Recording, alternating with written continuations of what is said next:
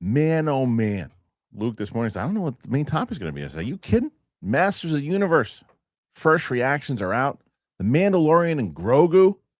The reviews are out. She-Ra could make an appearance eventually, maybe. Who knows? Blade, some information when he's going to return.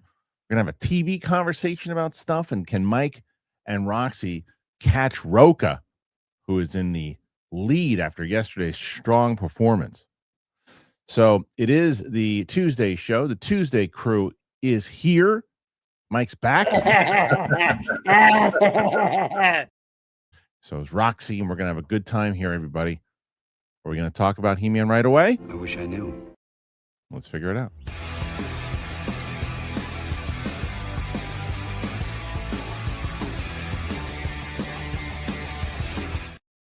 Oh, my goodness. So much to talk about. Masters of the Universe is a movie. Obviously, if you've been following me long enough, you know my attachment to this franchise and the things that I almost got done with it, working at Warner Brothers all these years ago and waiting for them to finally make a movie. Well, the movie's coming. And first screenings, the premiere was last night. People are going to be talking about it. We have it. We have some of the first reactions. What do people think? We'll discuss. Joining me on the show is Roxy Stryer, Mike Kalinowski. Hello, everybody. How are you? Roxy, how you doing? You so don't live here anymore. Why? Because we have massive fires going on. Oh, are there really? You are not here. No. Do you know what the massive fire for me is? The Long Island Railroad being on strike. Okay. Well, what's on strike? The railroad? Here are evacuating and their lives are seriously at risk, Kristian. So is it that? Is it like last again? How does this keep happening? Yeah, we have really bad fires. I didn't know it was that bad. I thought they're still not in LA proper. It's like Calabasas. Yeah, but that's the places that are always going up. I know. Like when are they? I mean, I don't know. It's wild. It's wild. Yeah, because it's so interesting. Because like all morning, I don't know, Mikey, if it's been for you at all. Because I know you're a little further away than where me and my grandparents are, but. All morning, all of my friends and I have been texting, like, you okay? You okay? Do you need this? Do you need whatever it is? And then I come on the show and you're in New York. Yeah, well, no, like, I'm telling you, okay, in the morning. It's like life is just so different. So different, yeah. Where you are or what's going on. Yeah. Well, that's why I brought up the Long Island Railroad, not to compare it to the. No, completely. I was just giving you shit. Meaning that, like, it's because you're going to ask me very soon, what did you think of the movie, Masters of the Universe? I didn't see the movie. Because the Long Island Railroad strike, which fittingly, I don't know much about that. What's going on with their services completely down, or you just can't, you just couldn't get into the city via the Long Island Railroad. So, and that's how I get there. And people are like, you could take an Uber. It cost me about $250 back and forth. Jesus Christ! Back and forth, between probably $125, a little more, a little less. To each way is $125 or something like that. So that plus. The time that I was going to leave, it'd probably take me 2.5 hours to get into the damn city, and maybe even more because everybody else was trying to get into the city because they couldn't get in through the railroad. So I was like, I got to figure out what I could do. And then buses, I'm not going to be able to do that in time. So there's like I wrote to the contact and I said, look, this I'm just not going to be able to make it. And they said, well, we're going to have more screenings, but I missed that.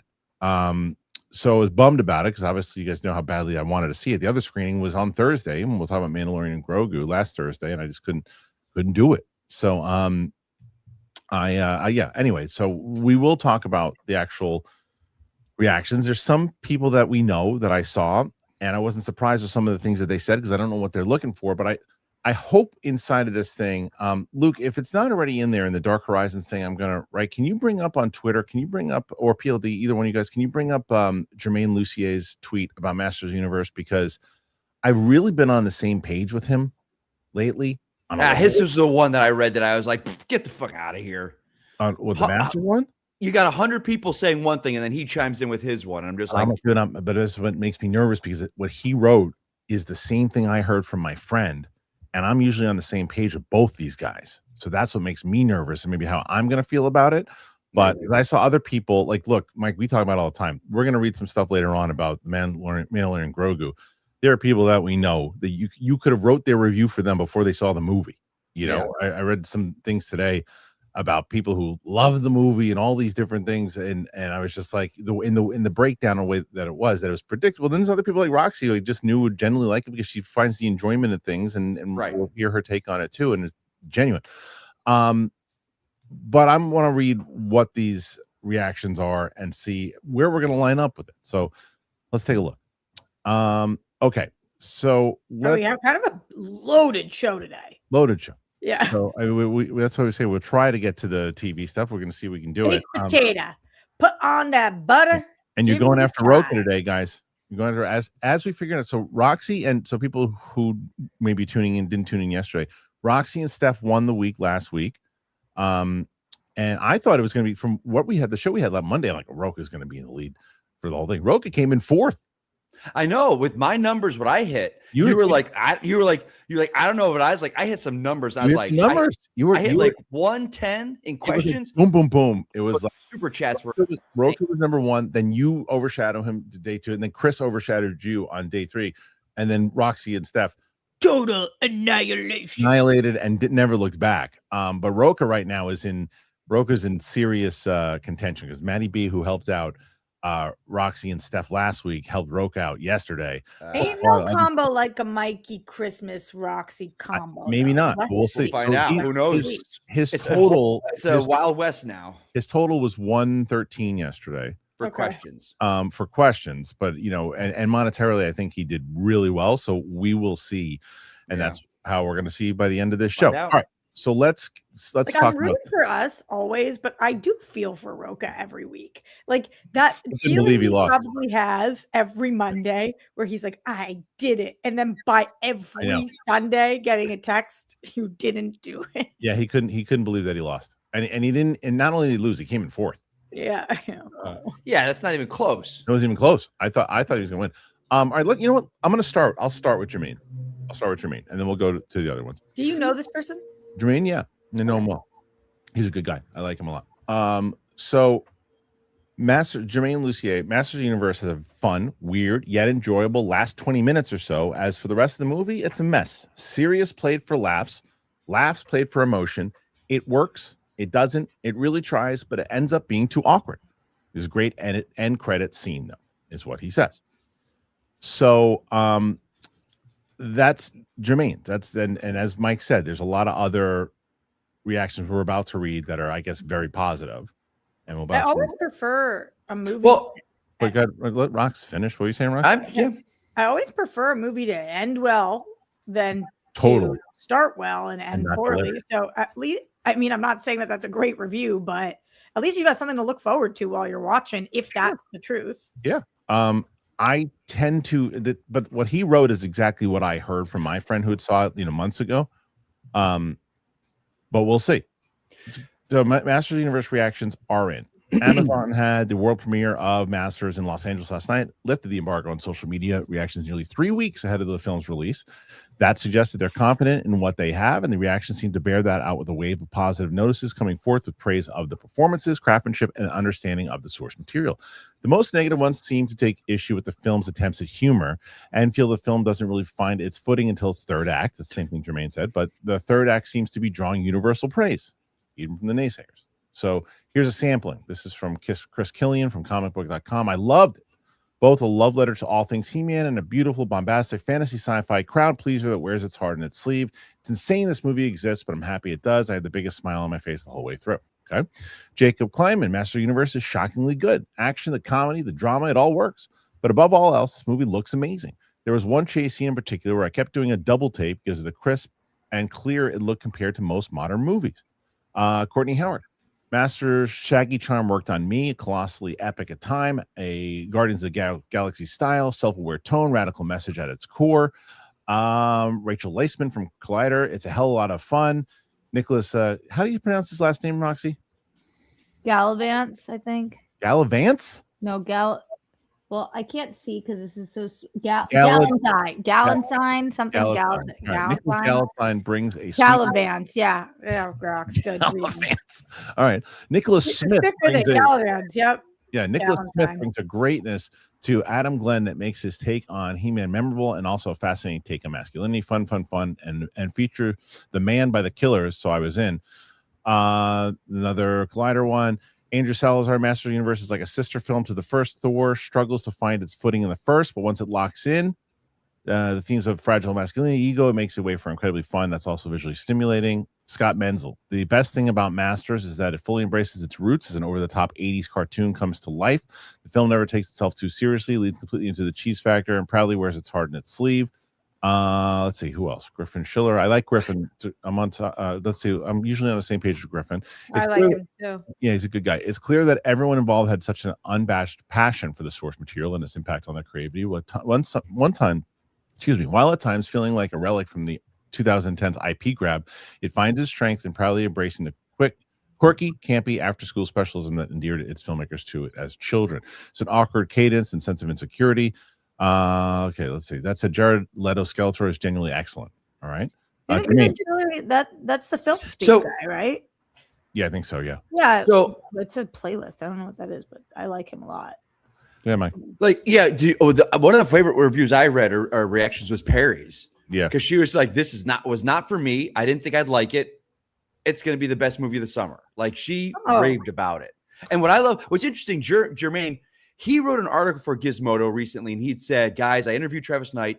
If you're worried, read this article. This guy feels like he gets it, and it's praising the movie." So I think this guy went in wanting something different, or didn't like everyone else on that page. Like all those reviews you read, 20 of them, we're all on the same page, except him was like, "It's a mess." I think, you know what, here's what I'm afraid of and what I actually think is going to happen. I'm afraid of that I'm going to feel exactly like my friend and exactly like Jermaine, because the thing that scares me about this is the humor and the over the top trying to go for these goofy Love and Thunder laughs, which apparently it does. That's where I feel like I'm going to land. However, I do, and I feel like Jermaine might also have an attachment to maybe what it could have been, because I disagree with Scott Menzel emphatically, where it's like embraces the cheese. There's so much more stuff that it could have done besides just the 80s thing, but that's what they're going after, is the 80s tone. There's so much more in the lore that I always thought they could have done more with, but they're clearly going after the cheesy nonsense. Now, I feel like that the thing is, if you're going after the Perrys of the world and other people, then you're going to succeed if you can get them to see the movie, is the problem. It's not tracking well. Looking at Perry's thing is kind of interesting, though, Mikey. Just to quickly go off of it. Can you read it? Yeah, she says, bound to be one of the biggest surprises of 2026 for me. I loved Masters of the Universe. I'm a huge fan of a lot of the folks involved, but it was really never my thing growing up, and I kind of assumed the same would be true now. Also, based on what I do know of the source material, this felt like an immensely challenging film to pull off, but Travis Knight and co. did it. I was totally swept away by the super vibrant, weird, and gleeful romp. It's downright ridiculous, but ridiculous works when the cast crew fully get the kind of movie they're making and are enthusiastic about going all out to bring it to life. Craftsmanship was a big winner for me in so many ways. The costumes popped nicely. The extent of the sets builds was impressive. I love the heavy emphasis on practical effects, but what wound up being one of my favorite aspects of the effects work in the movie was how well the practical and digital came together. Not a surprise with Knight at the helm. Big action pieces are also pretty fantastic. I was so happy to see an abundance of longer shots versus heavily edited fight scenes. And the Daniel Pemberton score is just pitch perfect and immensely invigorating. And of course, a whole lot of credit has to go to Nicholas Galvan-Smith.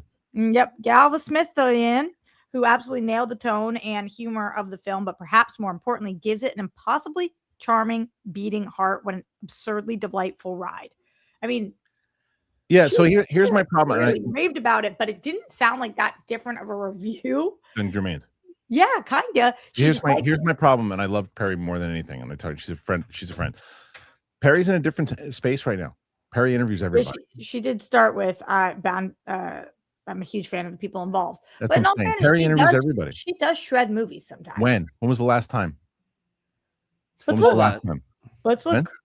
I feel like Letterboxd shredded a movie. Okay, let me look. Love Perry to death, but and it's not to say this isn't accurate.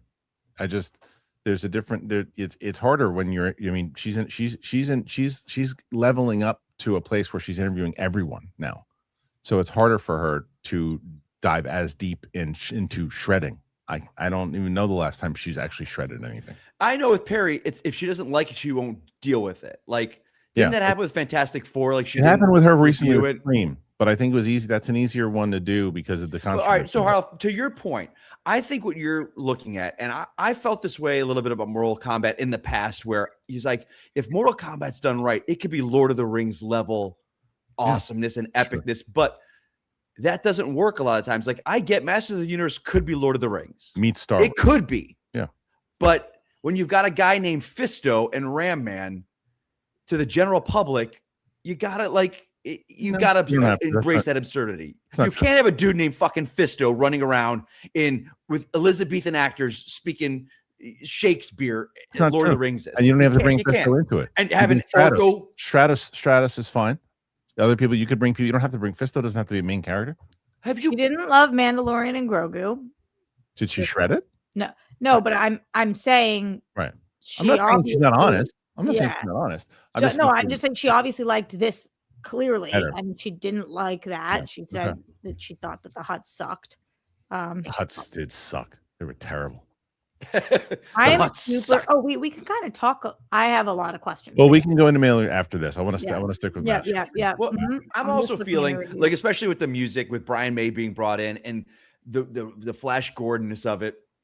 Like, I think, like, you look at Flash Gordon. And that movie, everyone in that movie, like, Timothy Dalton, they were playing it straight. They understood the assignment in that movie. Maybe they didn't at the time with what they were dealing with. But I think the fact that everyone seems to know what movie they're in, like, it just looks like a fun movie. I hope you're right. You have to take out the fact that they didn't make this Lord of the Rings. No, that's gone. 1,000%. I'm just hoping that it plays more on the side of Ragnarok. Look, I've loved the trailers. By the way, I've loved the trailers. I want to make sure that it's a balance. And like you said, like Ragnarok to me was a great balance, as where Love and Thunder was a Saturday Night Live. I get it. I get it, man. What I'm worried about. It's like, okay, fine. I understand what you're going for. I'm not going in there expecting, oh, you know what? Maybe they did actually make this kind of serious version of it in 2002. They didn't make it. They made it based off of the 80s cartoon, which is fine.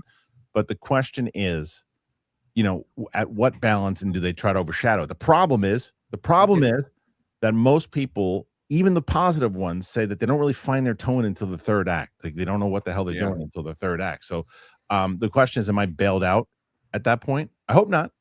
I'm excited to see it. There's probably no chance I don't like this movie, right? You'll love this movie. These reviews. No, you're gonna love this movie.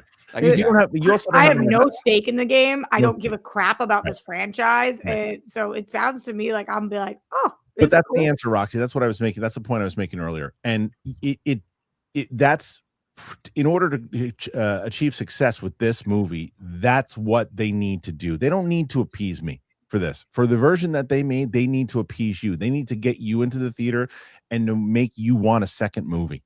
That's what they need to do. And it looks like that's what they're accomplishing. They don't need that.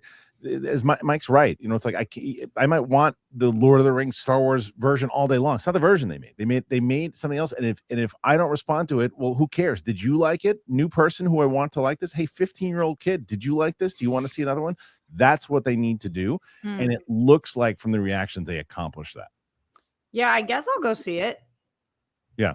But this was not on my must see the way that it was for you. So I'm glad that maybe they're accomplishing that. But first and foremost, you have to be good to your fans. Yeah. So deep into Perry's reviews right now, and I have not found her shred anything. So yeah. Well, Travis, she can't though right now. She just can't for where she is. Her stat, and that's not a criticism on Perry. I know it's not. No. Very publicly, I don't do that either. But she is a critic. So sure. But the thing is, she can't be as much as she used to be. She just can't be, because she literally, and this is a compliment, she interviews everybody now. She gets everybody. People love to talk to her. She goes when she goes to these things. So she can't do that thing. She can be critical, but she can't dive in the way that she would have 5 years ago. She just can't. She was. So that is saying something, that she was critical of Mandalorian and Grogu. It's the same reason why you see how often you see Josh Horowitz destroying a movie? Oh. How often do you see him destroying a movie online? Never. Yeah. I never really see him talk about movies. I only see him do interviews. Right, and he loves movies. That's what he does all the time. He'll talk about it. He'll give his thoughts of certain things, and he'll bring things up maybe even down the line. But you're in a different thing. You're in a different. I'm gonna stop looking at. I love Perry, but I'm gonna stop looking at her Instagram now because I'm at 2024. So let's just call it what it is. I don't even know what that means. Oh, you're going back. I scroll back to 2024, okay. So I can stop now. Yeah, and I have nothing but love and respect for Perry, for everybody. Nothing you said was no, I know. I'm just letting people know that though too. It's just, I also went to her letterbox and she stopped doing reviews in 2023, which seems to be the last time that she didn't like a movie, which was Ant-Man and the Wasp: Quantumania. Yeah, I mean, look, she said the Mandalorian and Grogu didn't work for him. We'll get into that in just a second. But as far as this movie goes, I'm hoping to get to see a screening of it pretty soon. That's I'm looking forward to seeing it. I want to see it in the theater. I even had a buddy this morning who was talking about it and said, please tell me it's going to do good. It's not tracking well. That's a problem. Reviews or not, it's not tracking well. The movie cost 170 or 180 million to make, tracking at like 30 million. That's bad. It's probably going to come in second place to Scary Movie. So this movie cost more than Mando and Grogu? Yes. It did. Amazon has that kind of money too. Not that Disney doesn't, but it's not that they don't have it. It's just that that's a little bit of an odd choice. Yeah, they're going something big. Okay. So Abernathy said, "Why is ripping something a requirement?" Who said that? Did someone say ripping something a requirement? Bring up the comment who said that. I'll make sure that they're chastised. Ripping something's not a requirement. Whoever said that. There was some conversation about it earlier. Requirement? Someone said no, they just were saying does it make you a better reviewer to shred things or whatever? They were just having a conversation about it in the chat. No one said that. Amongst themselves. They were just talking about it. But that's simply not the case. So don't say it, because ripping is requirement is absolutely not. That's not fact. Anyway, so jumping into, I hope this movie does well. I hope that because I'd like to see a second one. We're going to talk a little bit more. You know what? We should let's bring that up, considering we're still talking about He-Man. I'll bring up, because Travis Knight is my main reason for really wanting to see this. I loved what he did with Bumblebee. Not Gallivants? No, I don't know him well enough. I think he's going to wind up being pretty good in it. I think he looks the part. I don't have a problem with him being in the movie. But I don't. But it's Travis Knight that is the reason why I have hope for this thing. So He-Man film director Travis Knight talks about the plans now for She-Ra. Everybody was asking where She-Ra is, and of course where Orko is. That's what I want. I want to know more about Orko. She-Ra can come back in later on, different time. But let's see. The plans for She-Ra, the upcoming Masters Universe, boasts a very stacked cast filled with many of the characters from the original cartoon series. There are, however, a few absentees not in the marketing. One of those is rumored to make an appearance in a post-credit scene, but another that seemingly won't be is one of the most famous, She-Ra. Travis Knight was recently asked if He-Man's twin sister will make her live-action debut in the film. He suggests they're saving her for a sequel. I can say very little about She-Ra. She's always been a big part of the Masters world and a big part of Adam's story. In the fullness of time, if we're lucky to tell more stories, She-Ra will play a huge part. I mean, she has to. He didn't stop there. In a further quote, he indicated that some big scenes made for the film aren't there any longer and had to be removed in order to fit the film's current 140-minute runtime. Wow, that's a pretty long movie. Sounds like She-Ra or her non-transformed counterpart, Princess Adora, may have been involved in some way. Whether or not she plays any part in this movie, I cannot say, but we definitely had many, many conversations about the character. There are giant scenes in the movie that aren't there any longer. I'm very proud of the movie, but there are definitely things that I love that we had to cut. Hopefully they will get to see the light of day at some point. She-Ra debuted in 1985 and went on to get her own animated spin-off, She-Ra Princess of Power. The character was revived for a 5-season series for Netflix, which ended in 2020. Live-action She-Ra series is currently in development. Live-action She-Ra series. Interesting. Heidi Schreck on board. Masters of the Universe has set up a very elaborate Castle Grayskull facade for the Chinese Theater in Los Angeles. I saw this actually last night. My buddy sent it to me. It looks pretty cool. But She-Ra... Who's Heidi Schreck, a producer or an actor? Writer, producer. So I would say that I absolutely think that that's a no-brainer. If this movie does well, that's where you go. Do you know the story of She-Ra at all? No idea who that is. Don't know who Orko is. Don't know any of it. So Orko is like a magical wizard. I don't know Orko either. You would love Orko. And a bummer. And maybe my buddy saw it and said he wasn't in the movie, but maybe he didn't see the post-credit scene. And maybe Orko's in the post-credit scene. But She-Ra is He-Man's sister, and they were it was similar to the Star Wars franchise. They were separated. They have different last names. They were separated at birth, and she got taken to another dimension, and so they were twins that were taken and separated. So I don't know how they're going to do it, but I'm curious how they're going to do it. I liked that. That was not a joke. Is his last name Man and her last name is Ra? Well, his first name He and his last name Man. Prince Adam and Princess Aurora. That's their real names. That's the He-Man and She-Ra is what they become when they hold the magical stuff. Okay. Yeah. So his name is Adam and her name is Aurora. Adora. Yeah. So but anyway, I think that makes sense to me that they're going to bring her in. Look, I hope this does well. But I really do. If it's a series, do you think that will be how we see her first? And is that cool? If it should be connected, well, it's Amazon, so it should be connected to this. I would prefer seeing her in a film and then doing the series, I think. But maybe what they do is, if this movie doesn't do well, maybe they just do the series and hope that the series does well and then make a movie. They're like hedging their bets, you think? Kind of. Anyway. Mikey cares about this, doesn't he? Mike, do you have She-Ra thoughts? I'm not being a 8-year-old boy in the 80s, She-Ra was not my thing. Right. I was fully in He-Man. Was she some people's thing? Like, were there huge? Oh. And that 2000 Netflix show that took off. It did really well. I mean, to the point that it was called She-Ra. Yeah, and to the point Universal put the character in the parks. Universal Studios had a She-Ra character in the parks, so it did real well. Yeah. There was a show on Netflix called She-Ra. Yeah, Netflix. I think Princess of Power. Yeah, Masters of the Universe is not Star Wars, MC, or Lord of the Rings level of popularity. I don't think anybody's going to disagree with you on that. Okay, 2018, She-Ra and the Princesses of Power. It was an animated show. Yeah, this totally missed me. You guys know that's not usually my genre, so I've never even heard of this person. Oh, well, yeah. Well, it's right up. She's right up your alley. She-Ra. If they actually do the movie and they have it. And it'll be a major casting if they can. What I'm hoping also is another thing that they could potentially. This is what Amazon could do. So what Amazon could do is because if this movie hits with fans the same way it's hitting with critics, with those who see it, and yet it still doesn't do well, and then it has a life on streaming, they could make a sequel directly for streaming because Amazon could absolutely do that. Yeah. So. All right. Well, what do you guys think about it? Do you think that they will do She-Ra? Should they do She-Ra? Put your thoughts in there, please. Let me know. All right. Before we move on, I've been talking about Delphi. We got a really good one this week about Rage Hulk. I'll tell you a little bit about that, and then we'll be right back. All right. I've talked about Delphi before, and I want to tell you about him again. A lot of people, you throw in your comments. You have your comments in there. We're active in the comments. We ask for comments all the time. But what if you could actually make money from your comments instead of it just sitting around in the comment section?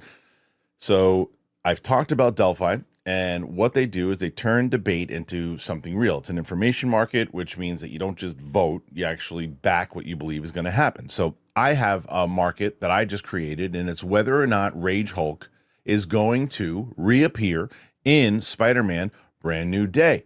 So if you have that opinion on it and you think either he will appear, he won't appear, he's Smart Hulk, he won't be in the movie at all, it's now your chance to prove it. We know he's in the movie. Hit the link in the description and jump in. So a reminder, if you haven't checked out Delphi, it's not just another poll or a comment section. It's where you can actually see what people believe based on real conviction. So my Rage Hulk Brand New Day market is live right now, and you can watch how opinions shift in real time as people just pick their side. Seriously, go to the link in the description, jump into the market, and get involved. Don't just watch, take a position. Before you go, don't forget to check out the Brand New Day Rage Hulk market that I have up there, the one I mentioned. This is your chance to actually back your opinion on whether or not Rage Hulk's going to appear in Brand New Day. Don't just have a take. Put it to the test. See if you're right. Click the link in the description right now. Jump in and make your choice. That's Delphi. Thank you to Delphi. Appreciate them being part of the show. Make sure you guys check it out. Links in the description. Get your voice heard. It's easy. Just click on it. Go over there and check it out. All right. Back we are. And Mike and Roxy. Yeah. Roxy is right there. Almost there. Ellen, do it this way instead. Perfect.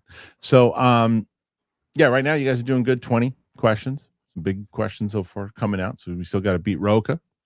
Don't necessarily have to get to 110, but Roka had a massive day yesterday. We'll see. All about us. Okay, listen. Why am I not echo now? Could you love me in a Bentley? Roxy, why am I not echo? You sounded like you were just playing something. What are you doing? Put your headphones 21 questions. I can hear all about us. What the fuck are you doing right now? It's like an echo. It sounds terrible. I don't know what you're talking about. Did you hear it, Mike? I did, 100%. It sounded like you were like in a little like dream state. You're like, I'm all about us. What did you do? Crack? You guys not listen to 50? Drop the mushroom? Who's not even listen to 50? 50 Cent? You said you're at 21 questions, and I said, "Could you let me in a Bentley?" You just made Screwface John very happy. What are you talking about? I asked 21 questions. Right, you're losing your fucking mind. All right, let's get to. We're gonna get to. And what's the echo about, though? I didn't change anything. It's gone now. I don't know what you did. Mandalorian and Grogu. I'm my head's spinning at this point. Wow, people are so aggressive. Roxy, shut the fuck up and stop getting high. Is that what someone said? Roxy, shut the fuck up. Where's that? I don't see that. Mike Rios. I see it. Roxy, shut the fuck up and stop getting high. I don't see that. Oh my god. Oh. The craziest part is, as you guys know, I don't get high in the day. After this, I have to take Grammy to the doctor, I can't smoke and drive because I'm one of them. This is wrong, by the way. This is like me betting on Gina Carano. Don't listen to KCG. Did you bet on Gina Carano? Oh yeah, and lost. Yeah, I remember. Yeah. What a fight! Oh, fight. Yeah, that was wild. Yeah, Mike, I know Mike politically. Talk about that one bloody dude. Nate Diaz. Nate Diaz. Yeah. Shit. All right, listen. Mandalorian. Shut the fuck up. Mandalorian Grogu reviews are in. Lucasfilm is releasing the first Star Wars movie in cinema in 7 years, with The Mandalorian and Grogu this Friday. And now the first reviews are out. 57 reviews. The film has snagged a 65% on Rotten Tomatoes and a 56 out of 100 on Metacritic. Way to come back strong. As Star Wars films go, that's not great, putting the movie as the fourth worst of the franchise on both aggregated sites, coming in just ahead of the first two prequels and Rise of Skywalker. Many reviews seem to suggest it's fine. Good start back with nothing really in that, just tries making it into a movie rather than simply doing another season of the TV series. Here's a sampling of reviews. The film is watchable. Wow. And barrels along capably enough, but perhaps there isn't enough of the humanity, humor, and extravagant space melodrama which has made and continues to make Star Wars lovable. Agreed. It's hard to imagine anyone experience this as their first Star Wars film and getting hooked for life, as those who saw the original trilogy in theaters did. Still, it's an entertaining, fast-paced space adventure. Sure. There have been some exciting new stories told in this universe since the Rise of Skywalker, but watching this latest installment of Lone Wolf and Cub in Space just confirms the degree to which Star Wars feels like it's spinning its wheels. Liz Shannon Miller. I sat next to Liz Shannon Miller, by the way. Let me tell you, the last 20 reviews that Liz Shannon Miller has done, I think I've agreed with her 20 times. I've never, like I told you, we talked during, the Schmoedown stuff, but it was about competing and other things. We never really dove deep into movies. I'm so shocked at how I am consistently on the same page with Liz Shannon. She's so awesome. When we sat next to each other and she looked at me like maybe 5 minutes into us talking and she goes, "Wait, do you know who I am?" I was like, "Yep." She was like, "Oh, you're Roxy. I know who you are too." I was like, "Yeah, Liz. We know." All right, so this is Bibiani. Now, listen. So, Mike, I predicted. I said I said the other day, and I didn't see it. I haven't seen it. I asked PLD to bring up his review. We couldn't find it. I said I think PLD said something. I'll bet you $1,000 that Bibiani loved it. I guarantee, because everybody else not loving it. I guarantee you Bibiani loved it. Let's see what he says. It's depth and enjoyable blockbuster, easily the most purely entertaining Star Wars movie since the 80s. Sure it is. Get the fuck out of here. Even though it's hardly the most meaningful or ambitious, the most entertaining entertaining Rogue movie. One. over Rogue Since One? The 80s. Since the 80s? You're out of your fucking mind, Bibbs. I love you, but you're out of your mind. Every Disney needed to revive the franchise after its 7-year absence from cinemas is here. The problem is it's only around 20 minutes of it, and much of the rest is hopeless. Essential, inoffensive, frequently adorable, and fun for the whole family, Jon Favreau's films feels like 3 good enough TV episodes smushed together. I mean, this is just, this. If you're Disney and you're reading this critically wise, this is not good. For Star Wars, this is not good. Star Wars was a magical brand. The fact that you're just going to go, yeah, it was fun. It was an entertaining movie. I had fun. That's such a letdown to what Star Wars used to be. And the fact that Roxy said at the beginning, 64% is what I expected for this movie. That's terrible for Star Wars. For sure. I don't disagree with any of these reviews. I just liked it. Yeah, sure. Right. And that's there's nothing wrong with that. And I think that's the problem. It's like if we got these as 3 episodes of the TV show, we're like, oh man, Mando feels kind of like it's getting its steam back. But it's Star Wars in a movie, like on the big screen. I didn't think of this as Star Wars in a movie, and I think if you can do that, if you go to the movie and you don't think this is the first Star Wars live action that we've had in theaters in almost a decade, if you can go in and just like think I'm watching The Mandalorian on the big screen, which is what I thought I was doing, and that is exactly what happened. And I don't know if you felt this way, Kristian, because Mike, you haven't seen it yet, right? No. Kristian, I don't know if you felt this way, but for me, it was literally 2 episodes back to back. Like there was one point after an hour and like 7 minutes where I was like, and that was the end of episode 1. Totally. And then there was episode 2. Yeah. It felt like 2 episodes joined together. And I was like, I just got to see 2 shot for IMAX episodes of a show that I really like on an IMAX screen. So I was down. Yeah, see, but this is what I said the other day too. Hold on real quick, Mike. I said the problem with that philosophy too, a lot of people felt that way. It's like, oh, you know what? These are all critics that were saying the same thing. And they're going, yeah, you know what? Maybe it wasn't the movie I was expecting, but I was watching TV and I get to watch TV shows that none of you guys paid for it. So for people who are actually, you know what I mean? Like, but I do pay for Disney Plus. Of course you do. Right. You watch it at home. You're not spending. Go ahead, Mike. And there's people that are going to spend $180 a year. They're like, why am I seeing 2 episodes on the big screen? I'll wait at home. So yeah, I don't know if you saw my review. I don't know if you saw my review, but I literally said just that in my review, which is if paying to see Mandalorian the show on the big screen does not sound good to you, don't go. Oh yeah, and I think, and I think that's what people, because most critics they're not paying for it. So it's like, yeah, sure, I don't mind. I personally would pay for this. Okay, that's fair because I liked the way it looked on the big screen. Like if you said to me, you can pay to go see 2 new episodes of Lost on the big screen, I would. Taken the same way people went and saw Stranger Things. Right, exactly. Like, but so what you're saying and what everybody is saying, true.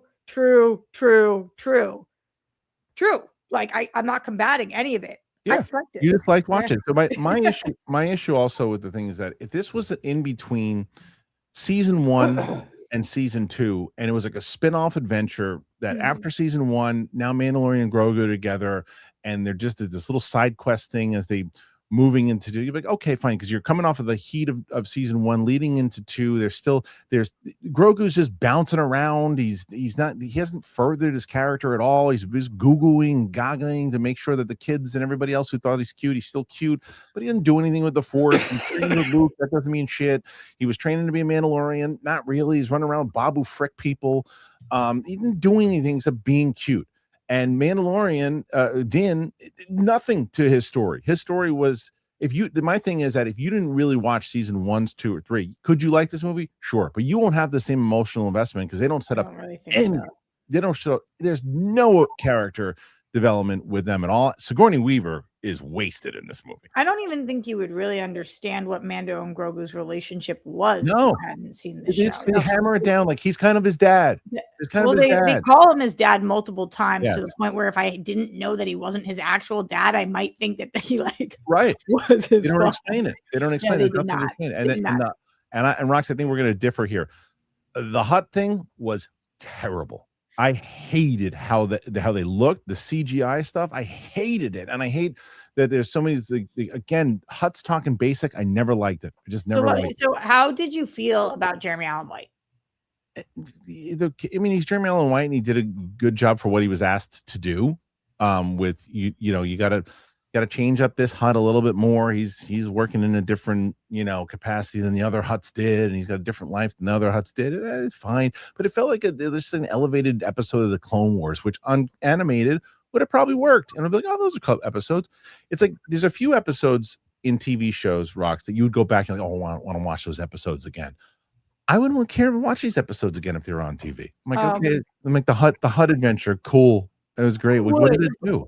But so you and I disagree slightly because at first I will say the hut stuff was extremely jarring to me when we first get to the huts, and I was like, so fake. What's happening here? Why does it look like this? Why do we sound like this? Oh my God.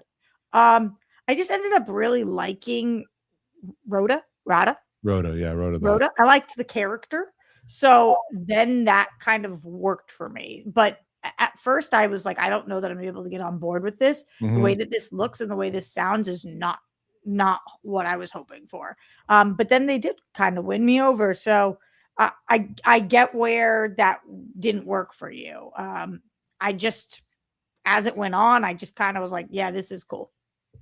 Fine. Yeah. And I think that, and for people who are just, again, don't have it's similar to the He-Man conversation, that don't have an attachment to it. Right. It's like, when I was, if you went to the theater and you had no attachment to it, and like Rocks, so you're sitting down, you're like, you're going to have a good time. You walk out and you go, I had a good time. I don't really care.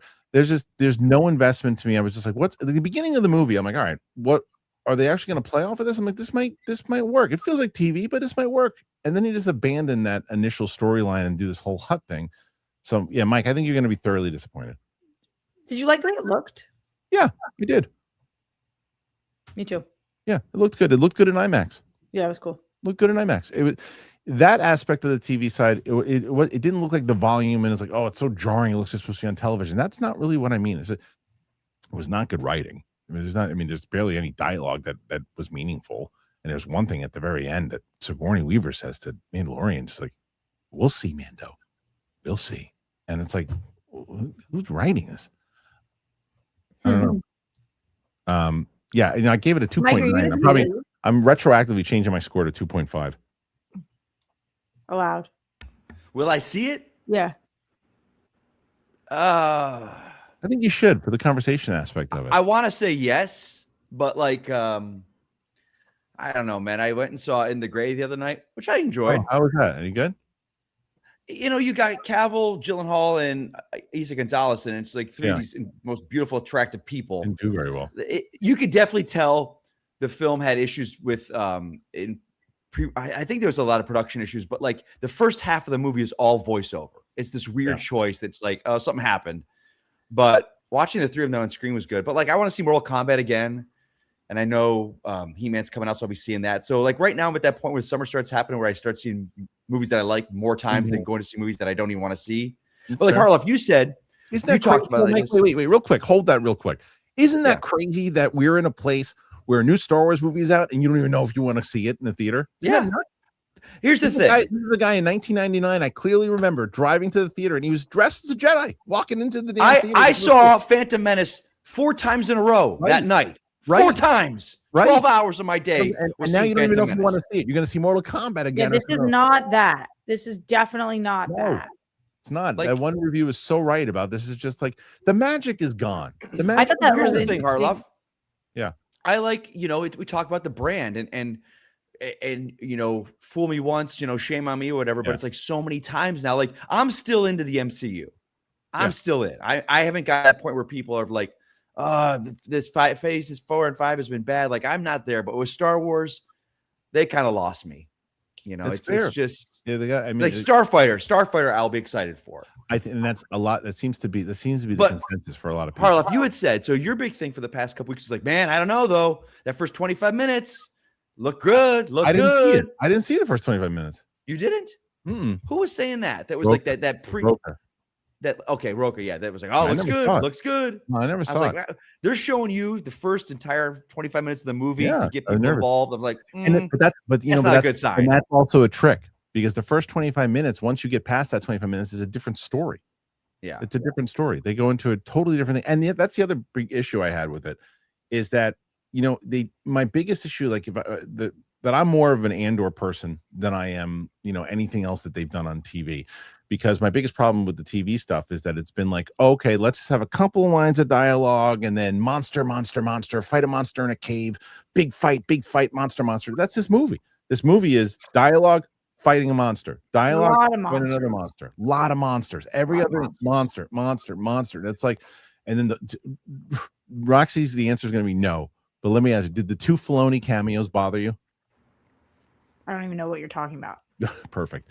Filoni has 2 cameos in the movie. I genuinely don't even know what you're talking about. And like, people were visibly groaning when he's like, who do you think you are? What are you doing?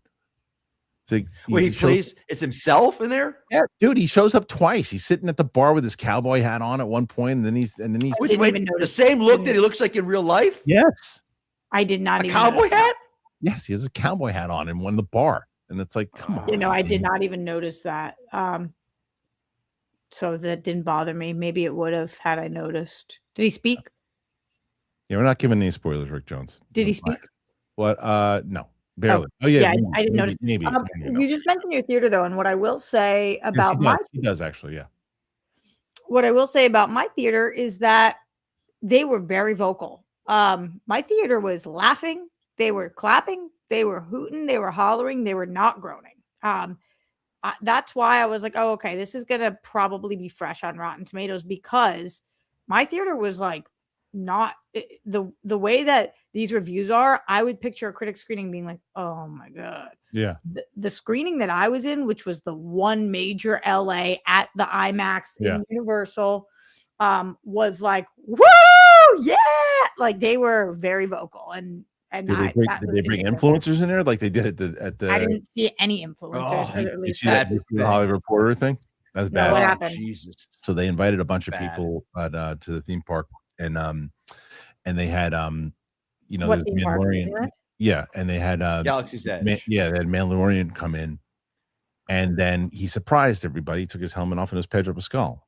And they're like, "Oh, Pedro Pascal surprises fans at Disneyland." Oh, surprises Disney guests. But it wasn't fans; it was influencers. And they pitched it as if it was like surprising fans, and they brought and they all go nuts. Yeah, and the people were going to lose it, and they probably were excited, but there was like, but then they all posted it, and there's the typical faces and everything too, and it's like, you're losing people. There he is. There he is. That's my favorite. My guy. It's one of my favorite clips. Where the hell is it? Hilarious. Oh, there he is. There's my guy. I love that clip so much. It's one of my favorites. The accuracy. Yeah. People were laughing a lot though. Like the comedy was hitting for my theater. Okay. Yeah, I don't know. Yeah, comedy was not hitting in my screening. Your screening, did you think this was going to be rotten? I thought no, because I mean maybe I still feel the same exact way I did when I saw it. Still might end up being rotten. Maybe, but I think that the goal for this is if they can hit families, this is where they're going to make their money, because this is what I noticed on the way out, and this is what I said in my reaction. This is what I'll continue to say. There was like a 10 or 11-year-old kid who was with his dad. Dad took him to see the screening, and his dad was like, "Hey, what'd you think? Did you like it?" And he's like, "Yeah, I love it." You want to see it again? He's like, "Yeah, I want to see it again." And if that's who you're going for, the 10 to 12-year-old and the family aspect, that someone's like, "I don't know, I'm going to see a Star Wars movie. I'll take my kid to go see it." If you can hit that audience, you can have this movie be a success. The problem is someone who's about to be stupid and say, "Well, it's for kids." No, it was always for everybody. It was always for families. It was always for every person, young, old. It was for everyone. Because when people go, "Oh, it's strictly for kids," well, yeah, 8-year-olds love to watch people burn in lava. That's true. It's funny. I saw a couple people say that, like, you guys need to always forget Star Wars for kids. Like, I look back, and again, I did see it as a child, and it was. But I saw it as a kid, like, and I loved it. But you look back on the video. Clancy Brown told me when he saw it, he was high school to go and see it. He was not a kid. When you see it from 1977, 1978, you see the rows of people lining up, Man's Theater for days. They're in their teens, 20s, 30s. Like, there wasn't the mom with the 5 kids lining up for Star Wars back then. Wasn't a Pixar movie. Yeah, like that's such a bullshit comment. It's so stupid. And also, just because let's say you're making it for kids, that doesn't mean you make it fucking stupid and dumb. Right. Kids are smart nowadays. They want, it's accessible to kids. Yes. It's accessible to kids. That's different. Yes. That's different. It's not always aimed towards kids. We want kids to resonate with it. Why? Because if kids resonate to it, they're going to carry it until they're older. And that's what happened with us, the ones who did see it when we were younger. And then those who saw it in their 15, 16, 20, 25. How many filmmakers did you hear in their 15, they were 15 to 20 years old saying Star Wars is what got me into it. So I remember seeing it when I was 20 years old. I went and see it. You can make it for everyone and not dumb it down.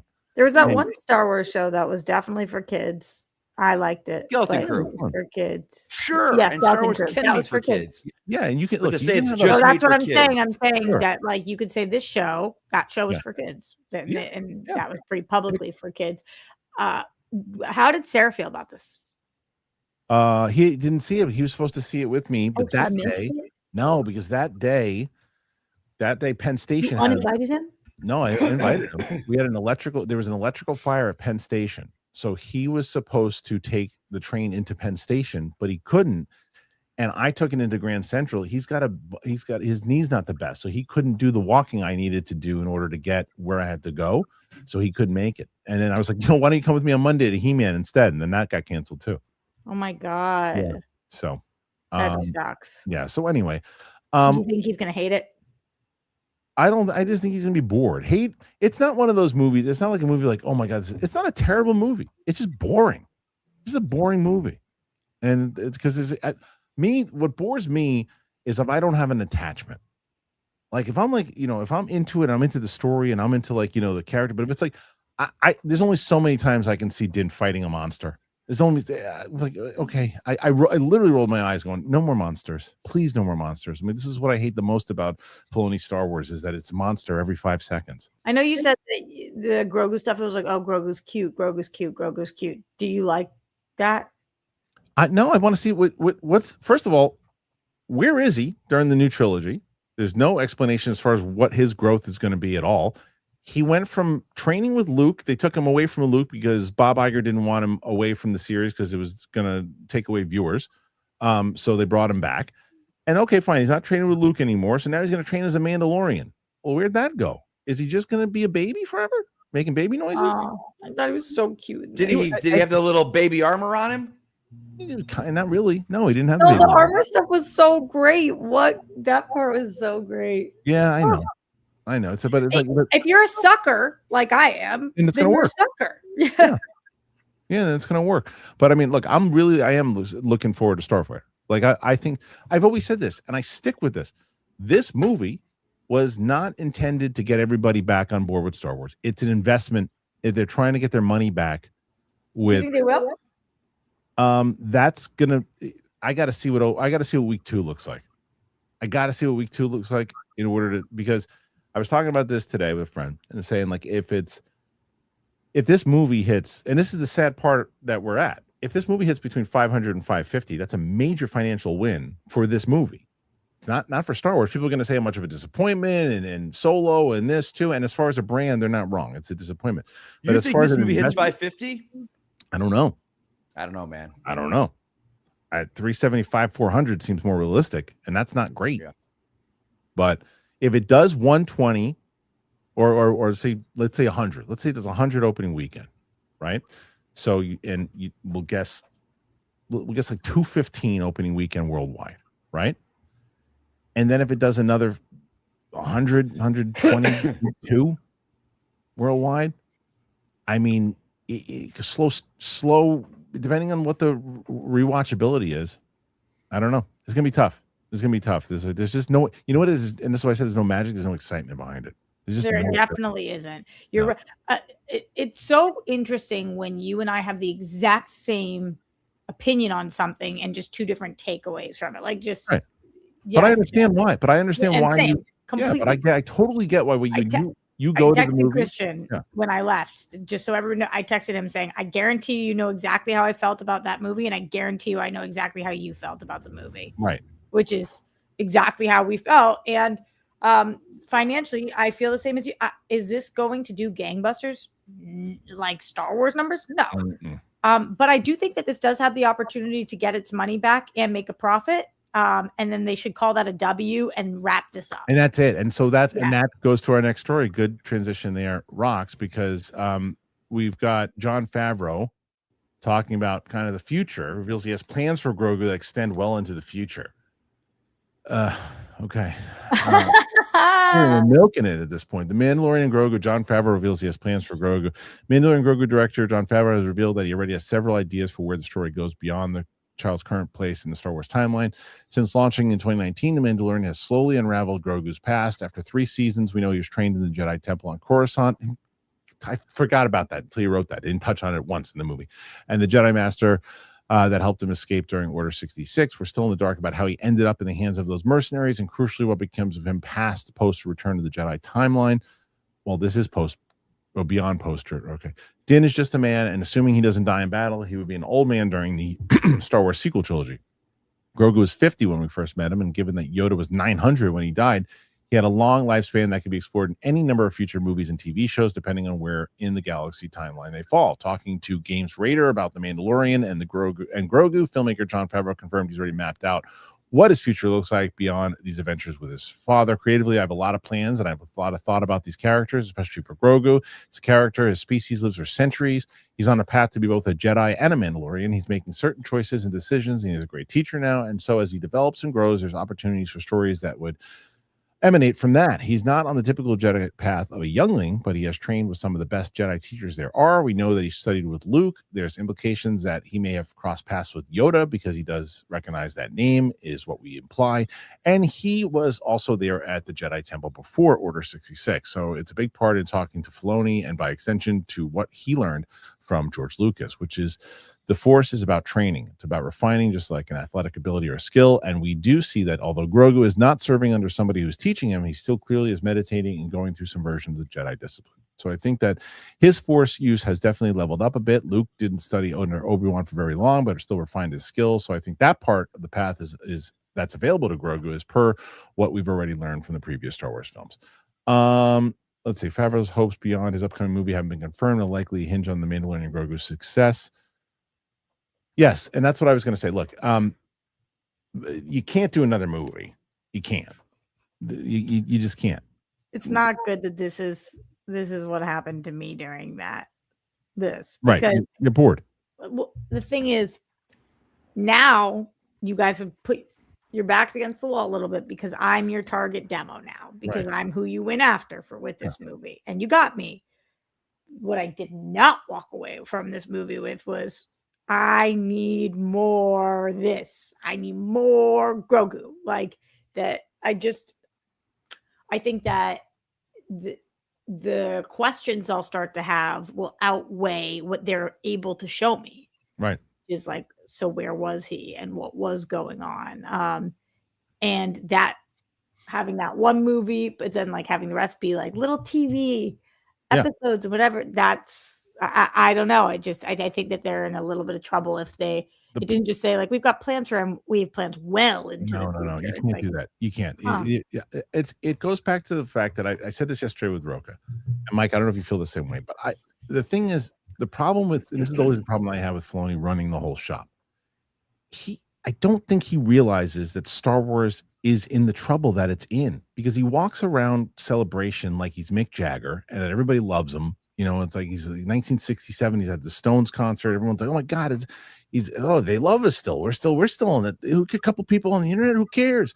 But these numbers and reviews and lack of excitement, it shows that the brand's just not there. And so this idea of, well, we'll be able to make so many different things with Grogu. People love Grogu. And it's like Roxy said, don't milk it. I think that the best plan moving forward, even if this thing, Mike, hits 550 million, right? Let's say it does 550 and that's a win.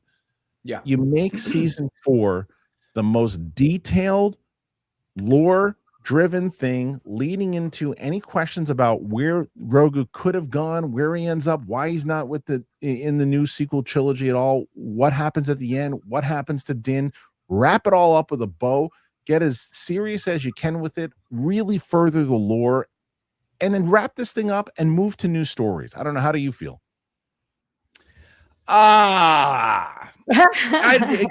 Again, like, you know, I'm not. They lost you.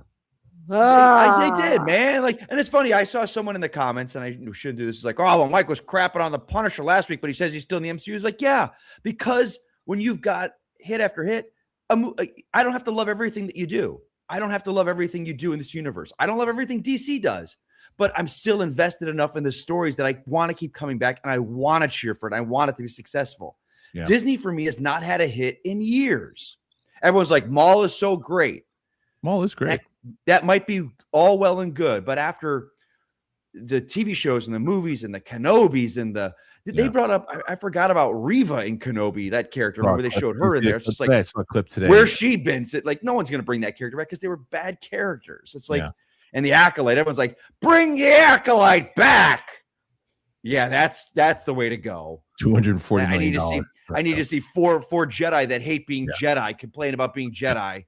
I want to bring on PLD to the mic here.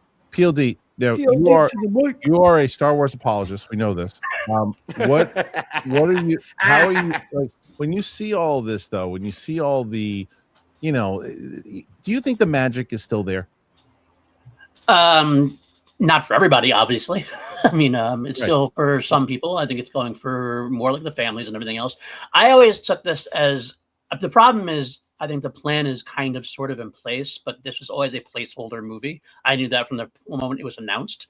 There's a placeholder movie to get us to the new regime, to the new plans and everything else. So I just don't think that, unfortunately, we're living through that time. It's hard to like everyone wants to get to the actual good stuff again, kind of thing, where this is more of a fun time at the movies to kind of pass the time until we get to the new stuff. Star Wars needs more than that right now. I think it does, but I think it's going to get there, but it's going to take a little time to get that stuff going. I think honestly, and I'm going to say this right now, I think Starfighter, everybody's getting hyped up about that. I think it's going to be a little bit more of the same. I think the first thing that's going to happen is going to be the big trilogy. Whatever happens after that, you better be wrong. How could Starfighter be more of the same though? Like more the same of Mando and Grogu?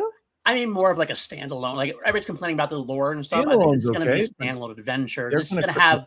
It will have the idea of being in episode 9 territory, like so. It is doing a little bit of world building, but I don't know about like how much world building is really going to do. I think that's going to be the episode 10, 11, and 12, and that's when that's going to happen. Well, sorry to cut you off. You better be wrong. You better be wrong about that, because if I get what PLD's saying, I do get it. Where it does feel like a one shot. Yeah, but he's got to be. But a one shot's okay. I know what you're saying. I get both sides. Involved and let me care about the characters and the emotion of a side quest. It doesn't all have to connect, but there's no development in that movie. If PLD is correct and it's just a standalone and people feel the same way about that movie, Star Wars, they got to fire everybody and they got to just redo the whole damn thing, because they can't afford that. And I hate fucking comments like this. I hate it. I'm just hell-bent on not liking it. You don't know me, motherfucker. You don't know me. You're wrong. You're wrong. I went in going, oh, let's hope. I'm walking out going, let's hope. We ran a show called Sith Council. I know. I'm hoping. And I thought theatrically, you know, they had a shot at making this thing something really fucking good. I was like, you know what? Maybe it is solid. Maybe this 20 minutes will work. I went in smiling, going, all right, let's go. So you're wrong, Steve. I hate when people say that. You just didn't want to like it. You don't know shit, fool. I absolutely 1000% wanted to love it. It bothers you so much when Steve says that. It just bothers me when people say that shit. It's no, like, I know it's not Steve in particular that bothers you, but like that's so stupid. It's like you just wanted to not like it. No. Here, Rox. Here's the thing, Rox. To what you're saying, because I get it when it comes to Marvel. Like you just want to shit on it because it's not DC. No, I want people that love these properties to be critical of the properties and not love everything. Like I love DC. Peacemaker season 2 did not work. Was not good to me. I'm not going to go on and hate everything DC then, but I can say like that didn't work. Didn't really care for it. I can't wait for Lanterns. Like Star Wars people, I want just to go, yeah, man, not good. Didn't like what they did. Hell, I love fucking Star Wars. It's my life. It's awesome. Yeah. But that one didn't work. But this constant of everything, loving everything. There's nothing wrong. You never grow as a filmmaker, as a career, as a universe, or whatever, if you don't accept the criticism and go, like, I mean, Case in point, I mean, whether it's more successful than the first one, so this proves it. Mortal Kombat 2, the producers listen. They go, hey, we know there was what you didn't like. Even Louis Tan was like, we know you don't like the character of Cole Young. We get that. This is what we're dealing with. This is what we're dealing with. And the movie, you know, it's hurting right now, but it did much better than the first one. So at least you're learning. You know, you're moving forward and you're getting the fans back on board. Like Star Wars needs to do that. Yeah, it does. It needs to have excitement. And I think that's the thing is, even though, like I said, I know what the purpose of this movie is. I know the purpose of to get the money in the account. I know what that is, but I just also think it hurts the brand a little further by not having that excitement back.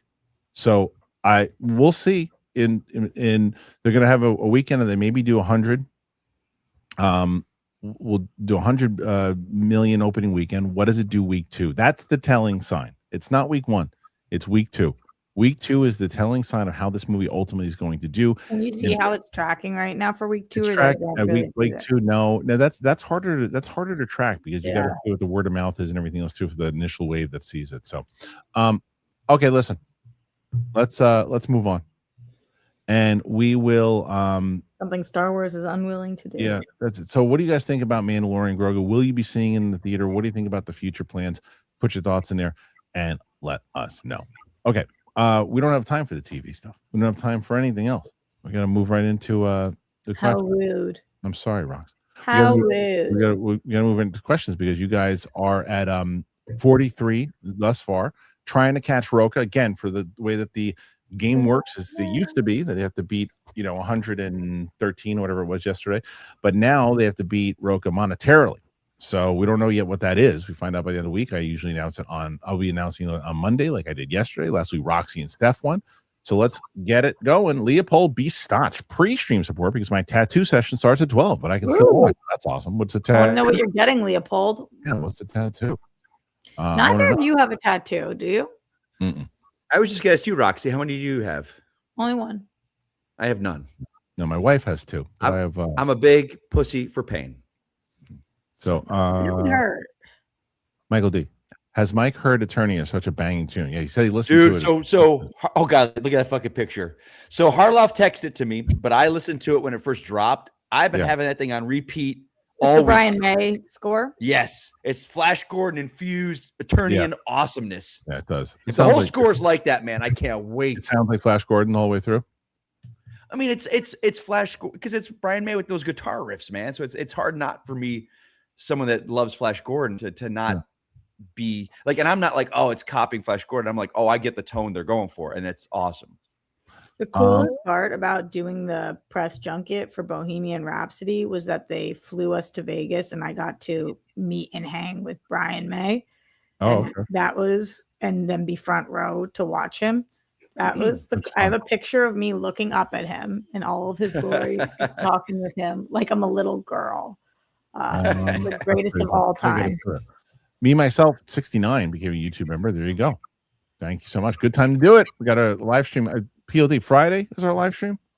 Yep, Friday is our live stream.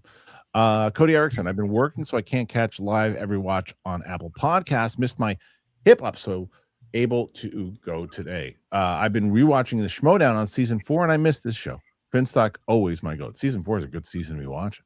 Messing your hip up sucks. Yeah, it does suck. I'm sorry that happened to you, Cody. But yeah, there's a good time to watch. I'm noticing a lot of more people are watching old reruns of Schmodown. I'm getting more notifications on it. Interesting. Leopold, heard He-Man stinks because Mike's cat snuck on set and took a shit in there. That's why I filmed Charts on Earth. Do you have a cat, Mike? No, get the fuck out. Do I look like I have a cat? Get the fuck out of here. Oh my god. What kind of the set. shade was that to cat people? Cats suck, Rock. Shit in there. Okay. You think cats suck? I do. Yeah, I hate cats. I'm not a cat person. But you're a cat. Yeah, you are a cat. That's true. What? You way more cat than a dog. You think you're dog? Well, I don't even know what that means. I don't even know what the fuck. A cat wouldn't know what that means. All right, here we go. Listen, Michael D. Oh, almost forgot. Give a good old, what is it, Mike? Say it. Food talk? Hami? Who? Huh? He's back tomorrow, by the way, for people who are wondering. Nathan Drake seems like Mando and Grogu is reviewing worse than Solo. What is the better movie in your opinion? Overall, I think Solo is a better movie, and I'm not a big Solo person. I think you like Solo better. I think that there's more of a story. I think that there's a lot I don't like about it, but the second half of Solo I actually do like. There's a lot I don't like about it, but the second half. What would you rather rewatch? Solo. Yeah, I think Solo, aside from it trying to be Solo, is a good, fun Star Wars movie. Like that to me. Solo was somebody else. He wasn't Solo. Right, yeah. If he was Dash Randar. Yeah. You know, and it was called Randar. That would be a fun. That's a fun Star Wars movie, man. Agreed. Like that's the thing that doesn't need to make $1 billion, but it was just fun. That's what I want from like free Solo. I you know what? I never saw it. Harloff, here's a good point. That's what I want from Starfighter. Solo, like just that level of fun. Doesn't need to be world-changing stakes. Just fun adventure in Star Wars. That's what I want. I know what you mean, but like I hope it's better than Solo. All right, let's see. So Cody Erickson, why didn't Ellis do more matches? Underrated with how good he was in the Schmodown.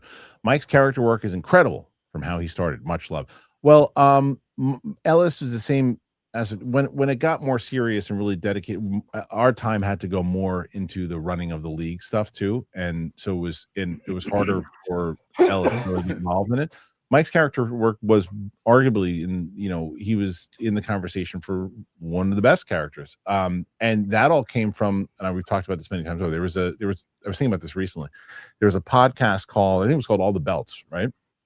Yeah, those guys. Yeah. And I was listening to them. I remember I was listening to them on the way to Collider, and they would review the matches and everything going on. And Mike was a babyface at the time, and they were like, Mike's gonna go heel. Mike's gonna go heel. And I had no intention of turning Mike heel. And they kept saying, Mike's going to go heel. Mike's going to heel. I was like, you know what? That interview that he gave is pretty good. And I talked to Mike about it. I was like, would you want to go heel? And yeah, I'll try it. Why not? And then we came up with this whole thing. And then didn't they have me interview myself? But that's exactly what it was. That's exactly what it was. You came in, and Mike came in and was a guest on the show on All the Belts as a bad guy, but he was just playing a bit. And I was like, he was pretty good at that. He was good. And then we changed. I talked to Roxy and Johnny LaQuasto, and we did the turn, and then we never looked back. It was pretty great. I remember right when Mike went heel, we did a live event, and we had Mike kind of stand in the back. It was just aired like his big heel turn, and he was standing in the back and like walking around, and people were like booing him but cheering him at the same time. It was pretty awesome. Have you guys spoken to Johnny? Not in a bit. No. We haven't. Our group chat hasn't been popping off. I love that guy. I miss him. Yeah. Great guy. I like Johnny a lot. He's so solid. Armada. So no Leto, Gucci, and He-Man? Wait, is that me as Leto Gucci? Oh, that's great. Look at that. How would Leto be in Gucci be in Skeletor? Skeletor, let me tell you, never confuse shit with chocolate. They may look the same, but the taste very different. Try this. And Skeletor, he's like, that's shit. Skeletor. Until we meet again. Oh, forget it. Maddie B. Sometimes I'm scared about AI taking over writing, and then you just did that, and I think humans shouldn't be allowed to speak. Maybe. Yo, giggity yo. Let's have a great chat. Thank you, Maddie B, who's been an all-star last week. Thank you, Maddie B. The man. Because why is he confusing shit? Why is he eating poop with chocolate? That's the line from the movie. I didn't write that. Is an actual line from the movie? Yeah, from House of Gucci. Yeah. Louis Berry. Please, after Sam they is should finished, not be allowed to write a script. Roxy, please, after Sam is finished. Kristian, I'm busy right now. I know. Please, after Sam is finished with House of the Dragon, please show Sam Daredevil and the Defenders, since that is basically Daredevil season 2.5 before today. Not anytime soon. We finished. The Batman will be coming out first, then Batman v Superman, then Wonder Woman. Oh, I'll be interested to watch that one. I want to see you guys protect that one. We already watched that. We watched Batman v Superman. We Ultimate Edition. And then we're getting into Wonder Woman. Then we're doing. Luke's making me do Suicide Squad. I don't want to, but he's making me doing that one. I don't mind that movie. Okay. My Shannon loves it. All right. Well, we're gonna watch that, and then we'll watch the Snyder cut, and then we're gonna start moving. AI sluts. What was that? What was that? What are you looking at? What are you Now looking you're at? muted. You're muted, Mike. You muted yourself. What are you looking at right now? That came up. Don't lie. That said AI slut. I have my Twitter, and because I follow Penny Barber, the shit that I get on my Twitter. I'll tell you this. So Harloff, with my Twitter and her Mike, following, what was it? What was it? It was an ad that she retweeted. I'm looking at my Twitter ad. So let me tell you this. Because I follow her, I don't want to unfollow her. But some of the stuff that comes on my thread when I'm in public, Literally. like it's like I'm in line at Chipotle and I'll be scrolling on Twitter. Mike, I follow her too, and that doesn't happen to me. And it plops on the plate. But I'm at the point I'm like, I can't unfollow her because I really like her. But I'm like, I can't be having this stuff pop up. I've never once been on, and I follow her as well, and never as an AI. What do you want me to tell you? Why are you scrolling during the middle of the show? How about that? Because I have my feed up for all the different things that we could talk about. How many screens do you have going right now? None. You have no like 3 screens for all your stories? I think that's super fair, Mike. Honestly, like I have to, people get annoyed in the show, but I look shit up during the show all the time too because we're. I have to. I want to know what's going on. Yeah, that's what I'm saying. So I have got like 2 or 3 different screens right now. So I'm with you. on Luke Appeal, please find the AI sluts clip. We got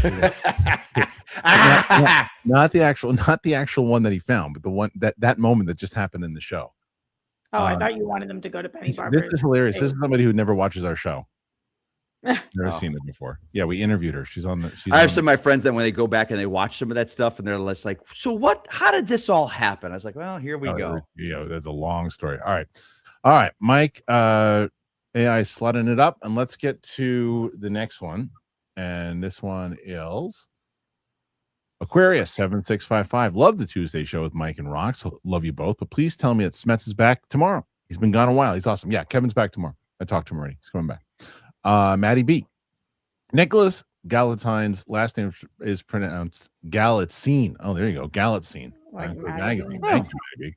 I won't remember that. Probably knew that at some point in my life, and I won't remember it again. Galatzine. I won't remember. He's really good.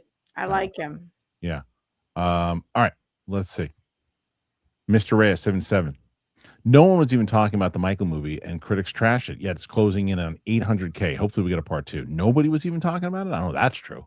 Well, that's where you go. Where general audiences are not, Did critics trash it at the end of the day? What did it get?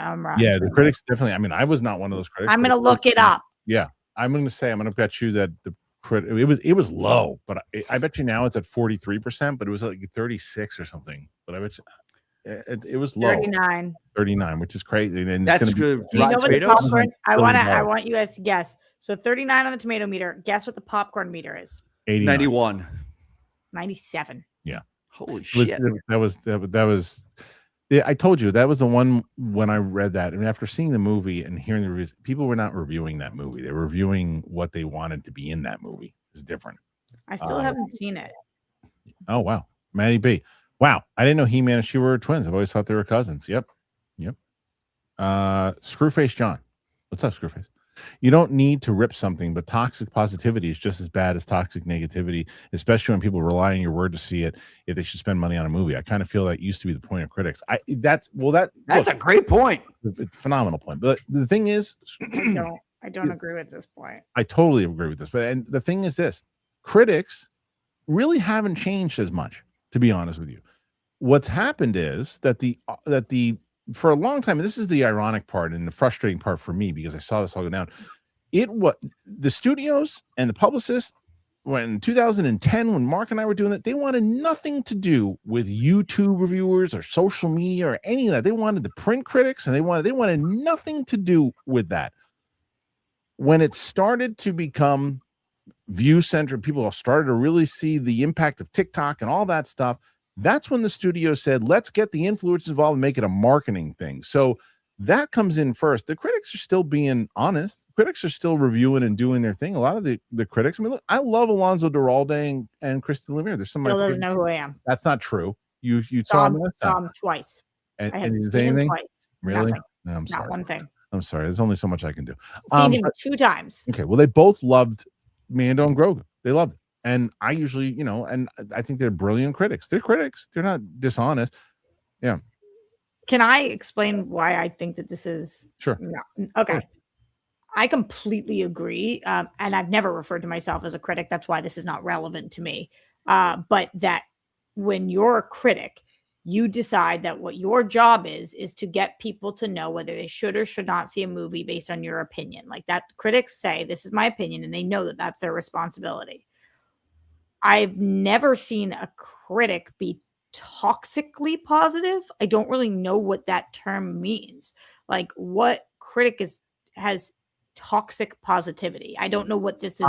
Can I explain that? I know exactly what it means. So it's essentially the people that, as I said, if it's those people who just, they love it no matter what. It's going to be the best movie of all. They've even seen it. They know they're going to love it because they can't shit on the brand. They can't talk out negatively about it. They love everything Star Wars. Doesn't matter what it is. They'll find it. It's like, what critic have you ever seen be toxically positive? Well, I know what he means by toxic. It's not, but I know what you're saying. It's not a critic, Roxy. It's not a Bibiani. No, I think he's meaning more of the influencer side of it. There are people that I'm thinking of that I'm friendly with, that I saw their reviews. I'm like, I don't take your opinion serious because I know you love it before you even saw it. Here's a perfect example. Never will think somebody being positive, even if you disagree with them. And I never would refer to that as toxic. Well, the reason, you know what comes toxic with it, Rox, is the reflection of then if you don't like it, then you're a hater, and if they do that, for sure. I don't ever see critics really do that. Not critics. That's why I think he's more in, I think he's really playing in the influencer side of things, because I do see that with influencers, that if you didn't like a certain thing that they liked, or I see that like all the time with acolyte, with people that I like, who are just like, oh, if you don't like the acolytes because you sexist, don't like lesbians, you're racist, what are you talking about? Yeah, I've seen that before too. But when he says, I feel like that used to be the point of most critics. I feel like it still is the point of most of all critics. And I've never seen a critic. Yeah, I think he means more toxically positive. I think I'm pretty sure. I mean, we have people that are friends of the show that we worked in the Schmodown that I won't if they're reviewing or seeing a superhero movie, I'm not gonna go like, okay, that's the opinion I value. And same like in the Star Wars. Like, Mikey, is that you with me? No, because I know, because I get that all the time from people. They say, I don't value your opinion, and I say, awesome. If someone came to me, he's like, Mike, just respectfully, Mike, you know, it's a DC film. Some people go to me for reviews of DC films because they know of how much I love it. But also, if you came to me and say like, well, I don't know if Mike, I'm not sure about this movie. You seem to love it. I don't know if I'm going to take your opinion because I know how much you love DC. I go, that's fair. Then you would feel fine about that, Mike? I'd be 100% fair. Yeah, that's the same exact way. Well, he's following it up. So wait, he's following it up here with this. And he's this, in my experience, this is influencer stuff. This isn't critic stuff, as far as I know. If you're purposely telling people you liked a movie that you didn't like and make someone go spend money and ends up sucking, that's toxic. Well, I couldn't agree with this more. Here's one person. Anybody who would do this. Here's one. I'm not going to say names. Yeah. There was a person heavily involved with DC for a while that raved about Aquaman. Raved about it. Yeah. Then my friends met this person at an event afterwards, like, oh, it's terrible. Oh, really? And I was just crazy. That's I'll tell you guys off camera, but it was awful. But going back to that, Kristian, though, this is my problem with. I don't mind if people are like, I don't agree with your opinion, or I don't take your opinion seriously because you like a lot of things. You're allowed to, whatever. But when people tell me I don't actually like something that I say I like, drives me nuts. Yeah, like I just said with good old Steve. Is that drives me nuts. He's telling me like, I wanted to hate it. How do you don't know that? Yeah, that drives me nuts because they're like, you just want me to spend my money on this, and I'm like, I don't give a shit if you spend your money on this or not. I liked it. How can you tell me I didn't actually like something? That annoys the piss out of me. All right, moving on. There we go. Food talk? How? There you go. Food talk. Oh, sorry. Exactly, Kristian. Keep it up. Oh, wait. Food talk? I don't know. How many? Who? Perfect. All right, next one after that. Shelf presence. They could introduce Hordak as the next big bad. They'd have to if they bring in She-Ra and introduce Adora that way. If you know, that would be perfect. You'd have to.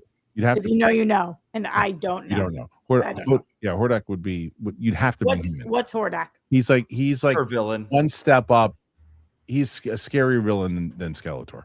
He bitched Skeletor. Huh. Pixel Cactus, more excited for He-Man than Mando. Same.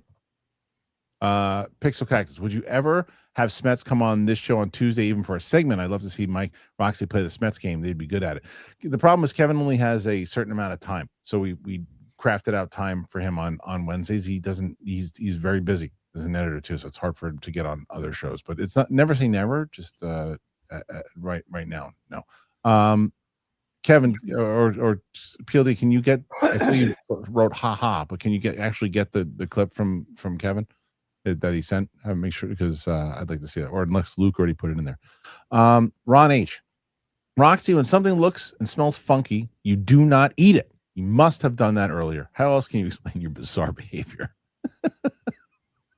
Maybe. Yeah, do you have food poisoning? Let me use this time to ask you guys a serious question. Yes. Do you know the song 21 Questions by 50 Cent? Yes. No? Yes, but you just came in out of nowhere in the middle of us. You said you got 21 questions. I know, but you went but that's not middle of nowhere. Can you say that sometimes you'll maybe just maybe it's time to stop?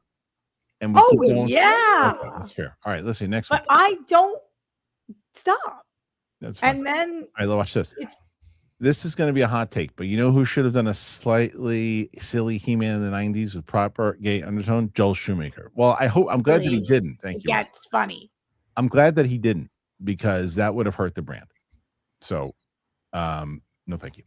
Maddie B. And Skeletor is their uncle? Jeez, I feel like my childhood is a lie. One of those Mandela effect bullshit. I got it. Skeletor wasn't related to Randor, and I think that there was some, that depends on the lore. He's Keldor before he became Skeletor. Dude, the origin of Skeletor in 2002 is awesome. Yeah. So great. I hope they did that, but I don't know. Armada, Mike, you're breaking my heart. With what? Look at that picture. That's hilarious. That is hilarious. That is so good. My do you see that, Roxy? Who that is? I'm doing it again, Roxy. Oh, never mind. Leave it alone. Cecilia? Well, yeah. Live Daily 77. Can I get another Mike fake reaction? Maybe the Lantern trailer with the costume. Also, looking forward to Smets game tomorrow. Hi, Rox. All right, Mike. I'm sure you liked the Lantern trailer this time around. I actually absolutely did love. I like both of them. Yeah, man. I'm on board with that show. Show me a fake reactor reacting to. But what am I? Hold on a second. You got to give me the setup, because right, so here comes. It's just it's yes, you like the stuff that's coming up, but they show the ring, they show everything. It's the first like 3 seconds of it. But instead of just reacting to it normally, you got to go times 1,000. Ready, action. Oh, is he gonna do it? Oh, he did it! Fucking green construct. Green construct. That's good. That's really good. He did it. All right, next one. Oh, you did that one already. Okay. Mikey, it's almost like you're an actor. I know, right? Almost. Dennis F. Hoffman. Hoping my kids love Mando. Got tickets for a family of 5. Dennis, let me tell you, I think that I'm not sure how old your kids are, but my answer is I think they're going to love it. I think. Can you think of any kids that wouldn't like it? Kids are going to like it. Well, I don't think my 8-year-old would like it, but she just doesn't like Star Wars. Oh. Yeah, but that's but I think if you're going there, and that's the thing. I think adults who are just like, you know what, I'm going to take my kids to the theater. There's a Star Wars movie out. Should I check it out? And they have no interest, like you have no investment in Star Wars, and you go in there and you're like, yeah, it was fun. It's cool to watch it. My kids loved it. I think that's what Dennis is going to wind up doing. Simescape. I think if He-Man doesn't do well, the box office at the box office. What is that? What's the BO? Doesn't do well at the box office. Oh, it doesn't do well at the box office. And Voltron going to streaming, I don't think it'll be good for future 80s IP, and probably no Thundercats. I think the Thundercats aspect of it. Not me. I think the Thundercats aspect of it is actually pretty true. I think that Adam Wingard has wanted to do one for a while. But if this doesn't do well, it probably does not bode well, because the cold feet from the studios.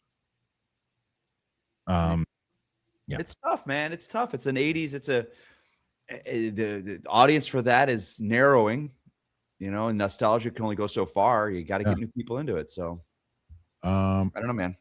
You guys just don't understand real humor. Sure.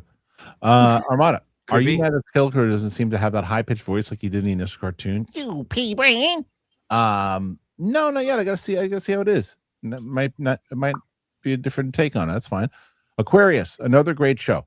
Have a FHH day. Bless you three. Thank you, Aquarius. What is that? For happy holes.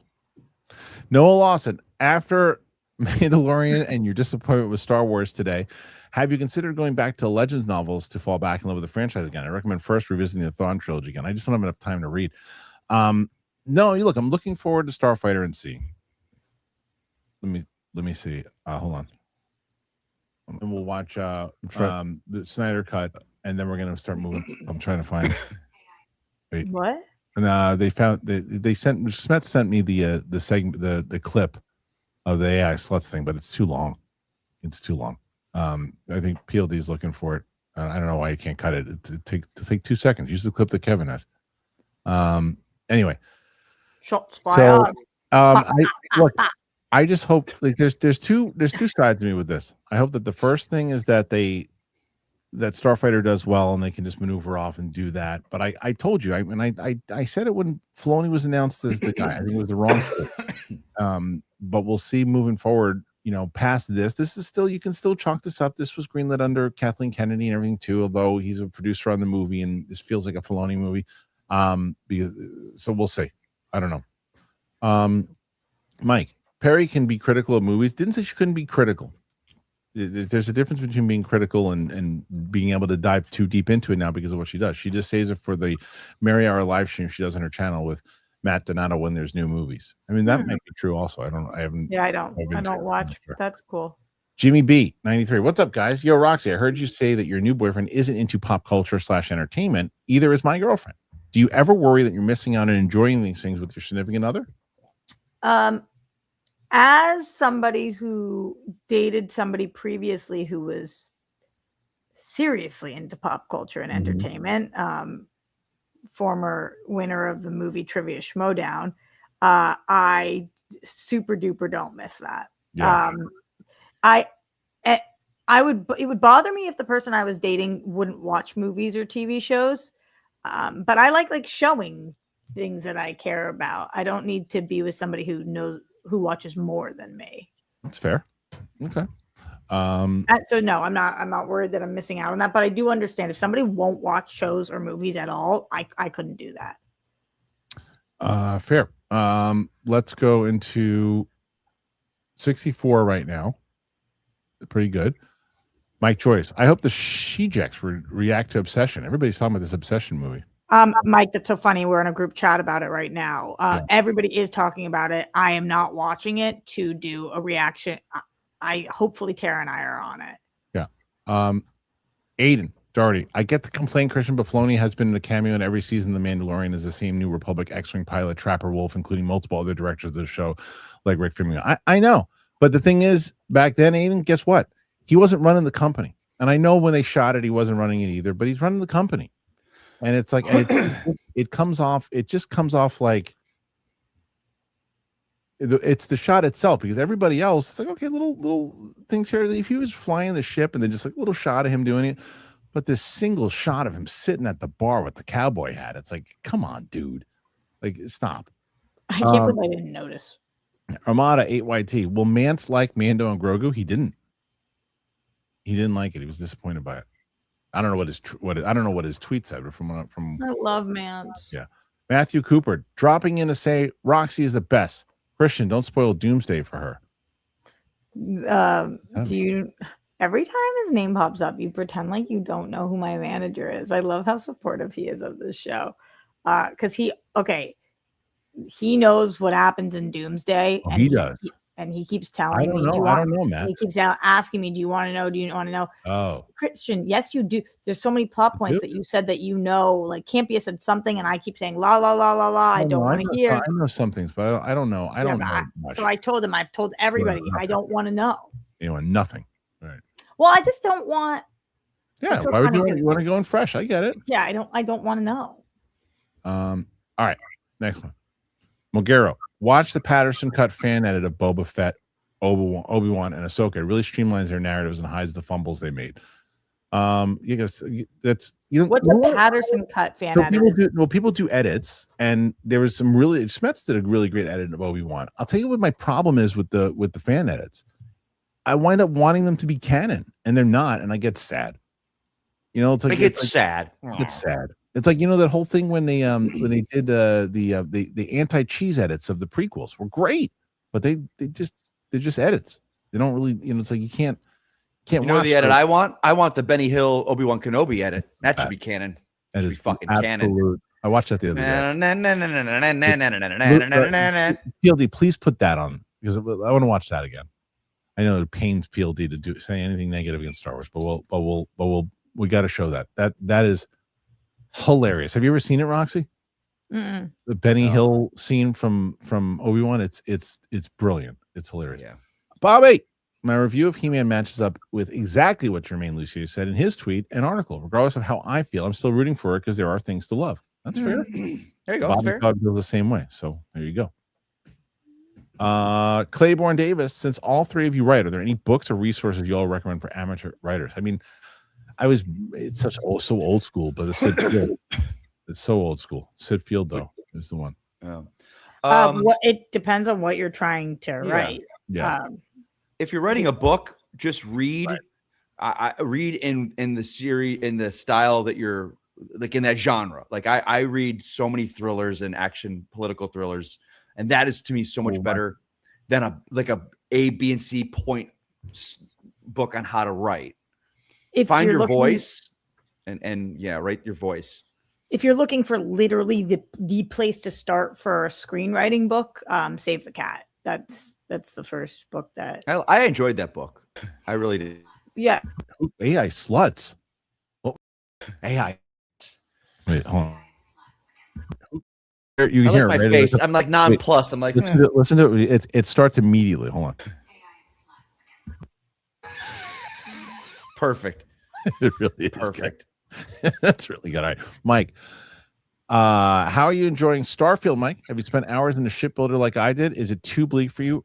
Humanity is in bad shape. Dude, Mike, buddy, there was one night, it was 10 hours building a ship. I wasn't even playing the game. I was building a ship. I am so addicted to that game. I lose hours of my night. It's 5 a.m. Shannon's waking up for work, and I'm still out there like trying to, this hab doesn't fit with this wing and this engine. But it's so good. It's so fucking good. In between browsing on AI sluts. All right, here we go. Right, pal. Go, pal. 5 memberships. Go, pal. Woo! I'm so, and again, PLD, we get an answer to this because I've noticed recently, especially with Go, pal, the tier is this is where he's going with this because sometimes the color is different. So I wonder what the tier is there because that's the new way that we're doing this. What does that count for support? It adds to however much he's putting into those memberships. It goes towards you guys.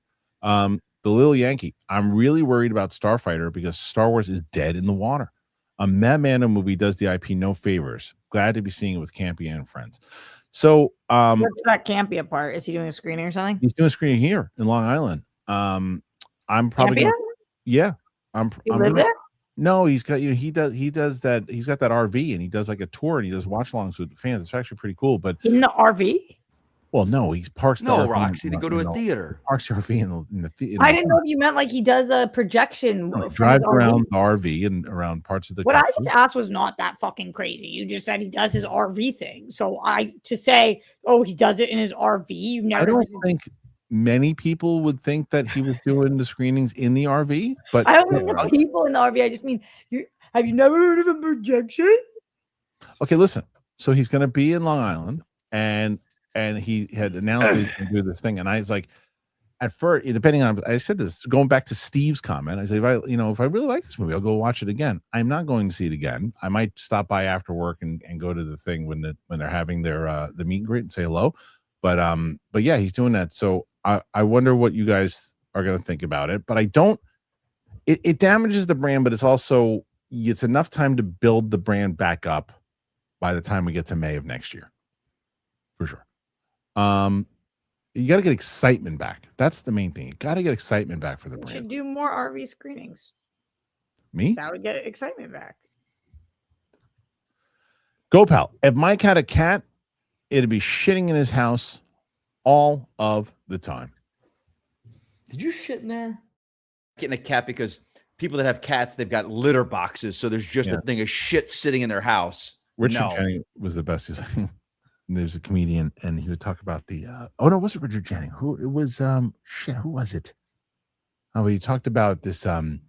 About having a cat, and he's like, you know, the bathroom's locked, and he had to shit in the box, and he goes, people walk by, what, you got a mountain lion? In the litter box. You're an interesting hybrid, Kristian. I think you might be a dog, though. Me? I am a dog. No, you're not a dog, Mike. Yes, I am. And let me tell you something, Mike, neither am I. Okay, why am I?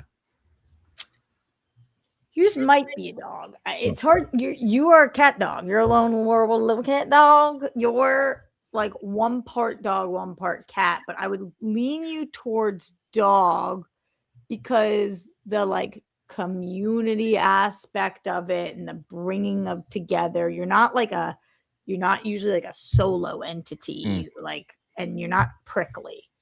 Mike and I are a little more prickly. When I'm hungry, I am. And I guess dog wise, I always got to eat. All right, listen to me. Mike Joyce, Roxy, thoughts on Widow's Bay? Any TV stand out to you? It's crazy that I'm not watching it yet. I hear that it's amazing. I trailered it twice for my dude, and he was like, this looks horrible. And I was like, shit. I don't like that TV's been doing this thing for trailers where they just take scenes from the episode and that's the trailer instead of cutting together a trailer, because it's a hard sell if you don't like a scene. But I will definitely watch this.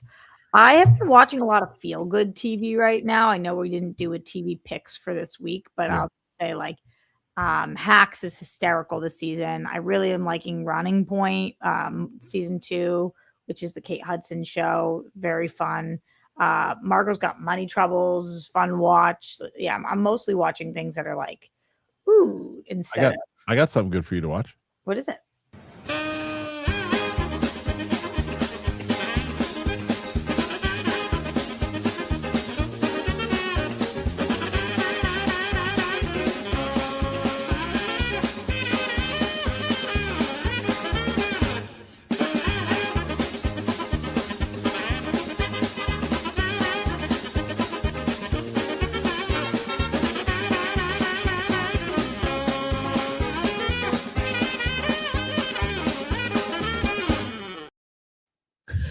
So cute. Oh God, the guy running and banging his head in the branch. The chances are probably Luke or Peel. We're probably going to cut that out of the show, but once it airs because it's copyright. But it was worth playing. It was worth playing. When the fires from last year, when we did this like big benefit for it, little Leia was one of the people that was there, and she was so sweet and cute. She was great in the show. So great. Question. Trey Porter, Kristian, congrats on the strike ending. Yeah, thank God. I wish it would have ended yesterday, but thank God. Thank you. Fuzzy Bubbles, any chance of a Firefly series reaction? I don't know. I wonder if that would perform. I don't know. I know I just watched episodes 1 and 2 of Invincible with Ming, and we're giving that a shot.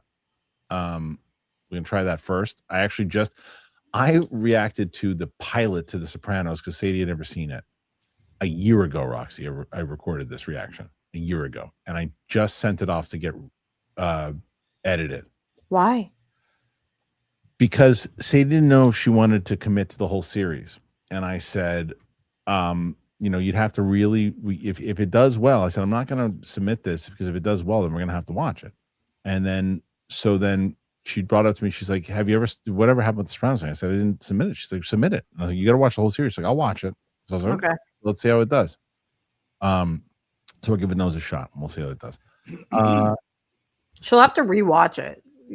Probably, yeah. When there's a year between, when I hate when they do that to me. I'm like, I don't remember this. I know. Ravenous Hurley, Mike, that was amazing. With the AI slots, I'm sure everything is amazing. I don't understand Mike's interest in cheap haircutting. Penny Barber, is it? But whatever you're looking at, stop it. If I had pearls, I'd clutch them. Do you know how tempted I am to send Penny Barber the AI sluts clip? Please do. So, my back. Alex 1080. Hey guys, hope you're doing well and staying safe and strong. Why doesn't Hollywood make romance stories, whether movies or TV shows, about Asian men and black women? I was doing some research on this. Roxy? I don't know. That's interesting. I would shut your mouth. I can. This doesn't help because it's like when people are like, "I have a black friend." I can think of several right now, but by comparison, there's definitely more love stories about white people. You have wait. You have a Black and Asian friends that are dating in real life, or just like you just said. What you just said, it made it sound like you several TV shows and movies. Oh, TV shows and movies. Okay, I thought you meant like people in real life, that are those couples. No, I'm saying I don't want to be one of those people who's like, actually, I have black friends by answering this question with like, actually, here are 3 examples because, like, you're right, it's so few comparatively. That's not like a pairing of couples that's usually seen in film and TV. That's interesting. But you said you're researching it. I'd be curious to see what you came up with. This is an amazing comment, and Roxy's gonna smile. Ayoshi Yumans. My wife just walked by and said, "You're always watching men on TV." She was joking. Then she saw Roxy, stopped and said, "Oh, I see what you're watching." I pled the 5th. That's awesome. It's amazing. Was it when I was doing something goofy? Maybe. Am I just so silly and fun? You're in your old smoking pot and high and singing, "Hey, 21 questions. I got 21 questions." Wait, Mike, do that. Hold on. Ready? Hey, I got 21 questions. 21 questions for you. It's on your tune. I don't feel as if you know that song. Do I look like I know a song by 50 Cent called 21 Questions, Roxy? All right, listen to me. Joey Pedras, if Mango and Grogu premiered on Disney Plus, would that change your rating? Sorry if you already covered this. It's a great question. If it was a made-for-TV movie, it might.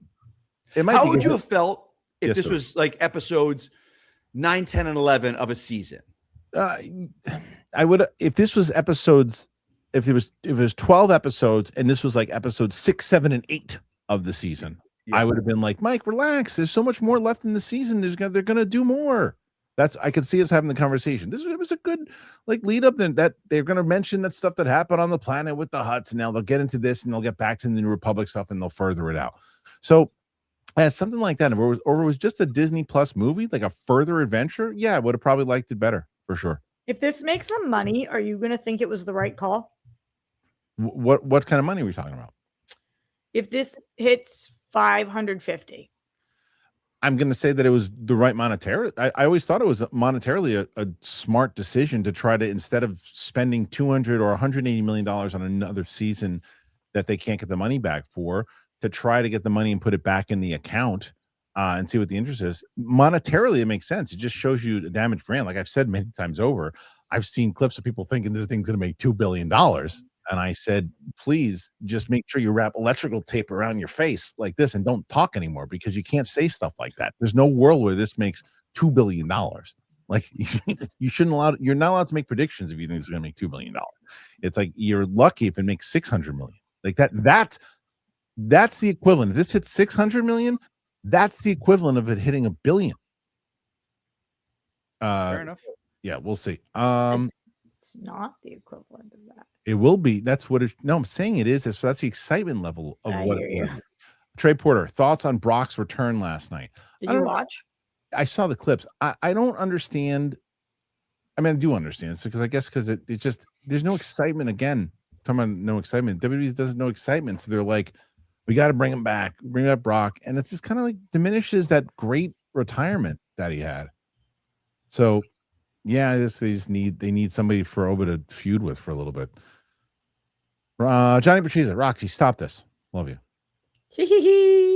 Michael D. Stop AI sluts. It's in the game. It's good.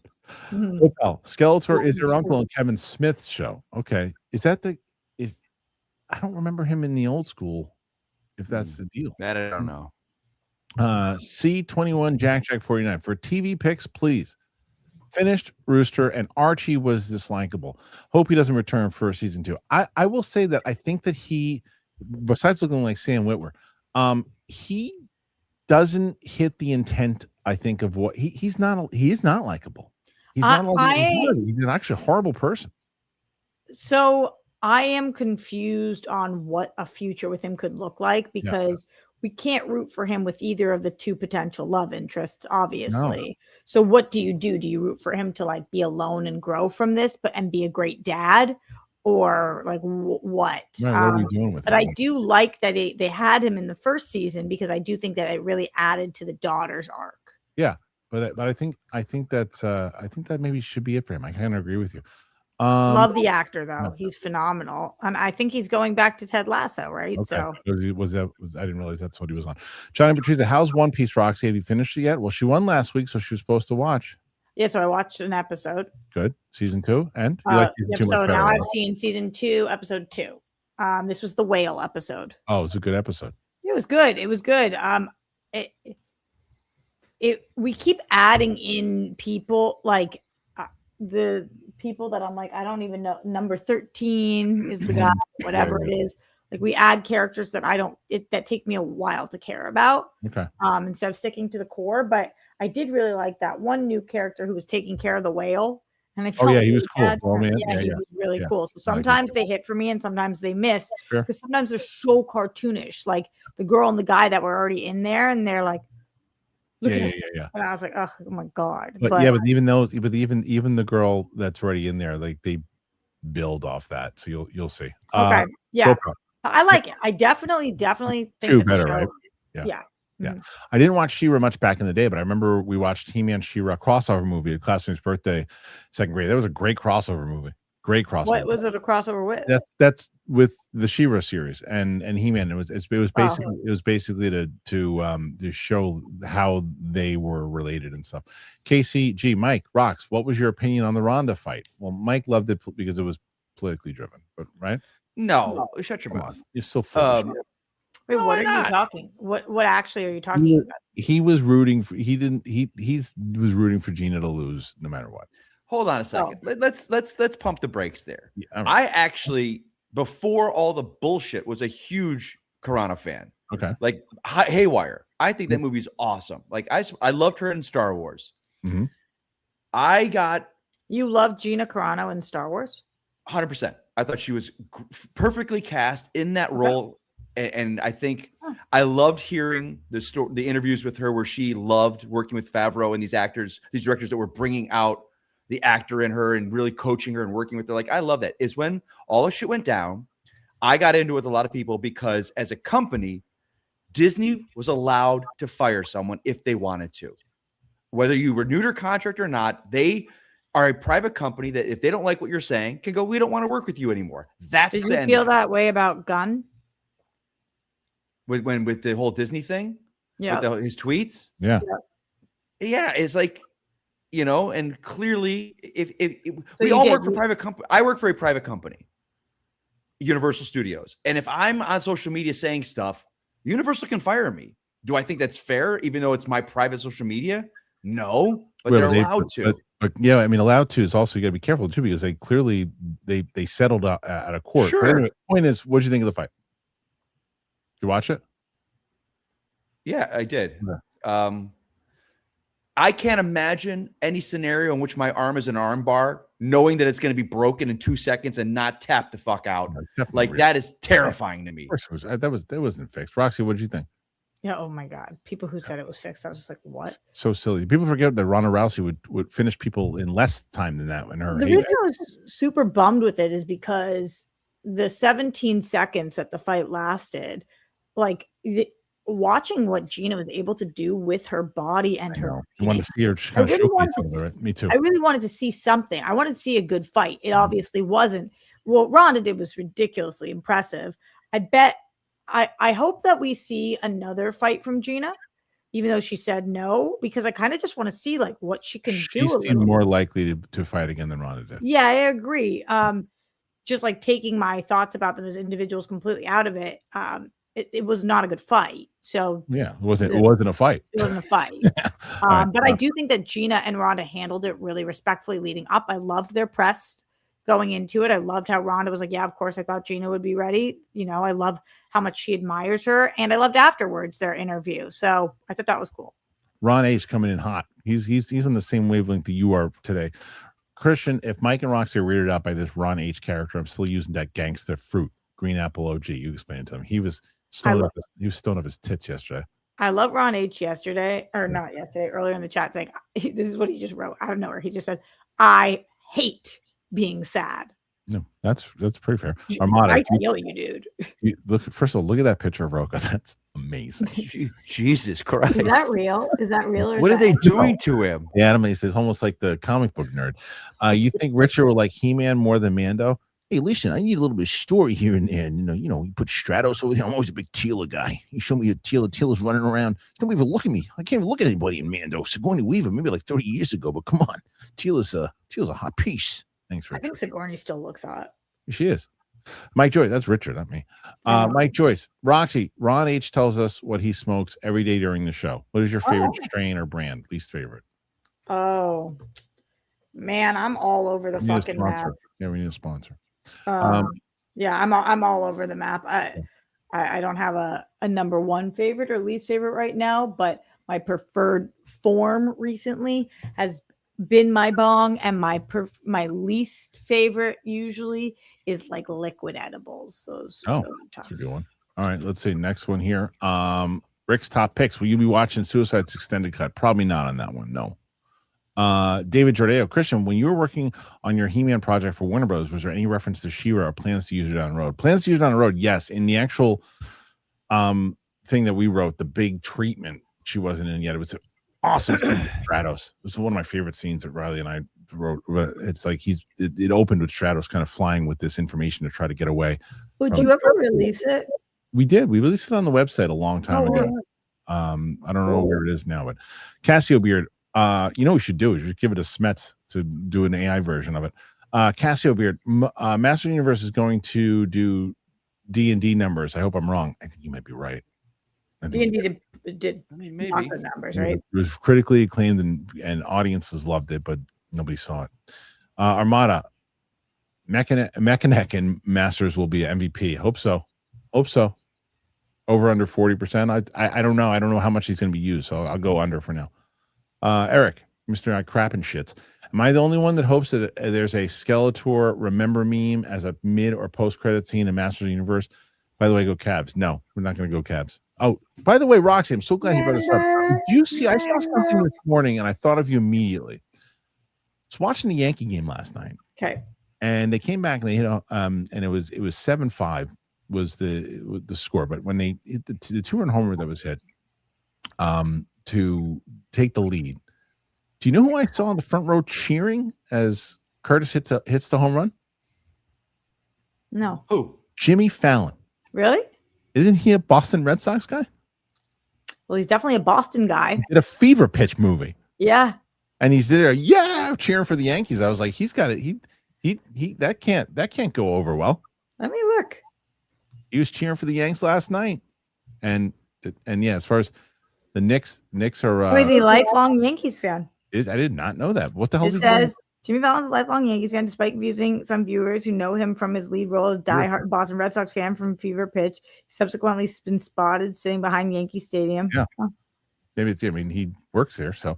All right, let's see. I didn't know that. I saw Obsession. It might be my favorite movie of the year so far. People are loving this movie. People love it. I'm gonna react to it when it comes out. Go pal. Animals are crapping in our house and we're picking it up. Did we lose a war from when Homer ran for sanitation commissioner? Oh, wow. That's a deep pull. Armada, would you rather have a pet bear or a pet monkey? Monkey. Yeah, bear. You got a better chance of. What is a koala bear? Well, yeah, those things. I mean, they just sleep all the time. Revenge. Sure. Go pal. I feel like Margot has gotten heavy the last 2 episodes. Yeah, kind of has. Is that Margot's got many troubles. Oh, okay. Can you tell me why you said revenge? I don't know. Because I'm hungry. I'm running out of mental. You're getting that revenge body. Yeah. Go pal. Also, it's always surprising that Margot's baby daddy is young William Miller from Almost Famous. Oh, that's crazy. Yeah. That's crazy. Yeah. Many men. Many men. Nice. Wish death upon me, Lord. I don't cry no more. Don't look to the sky no more. Why do you make on me? Have mercy on my soul.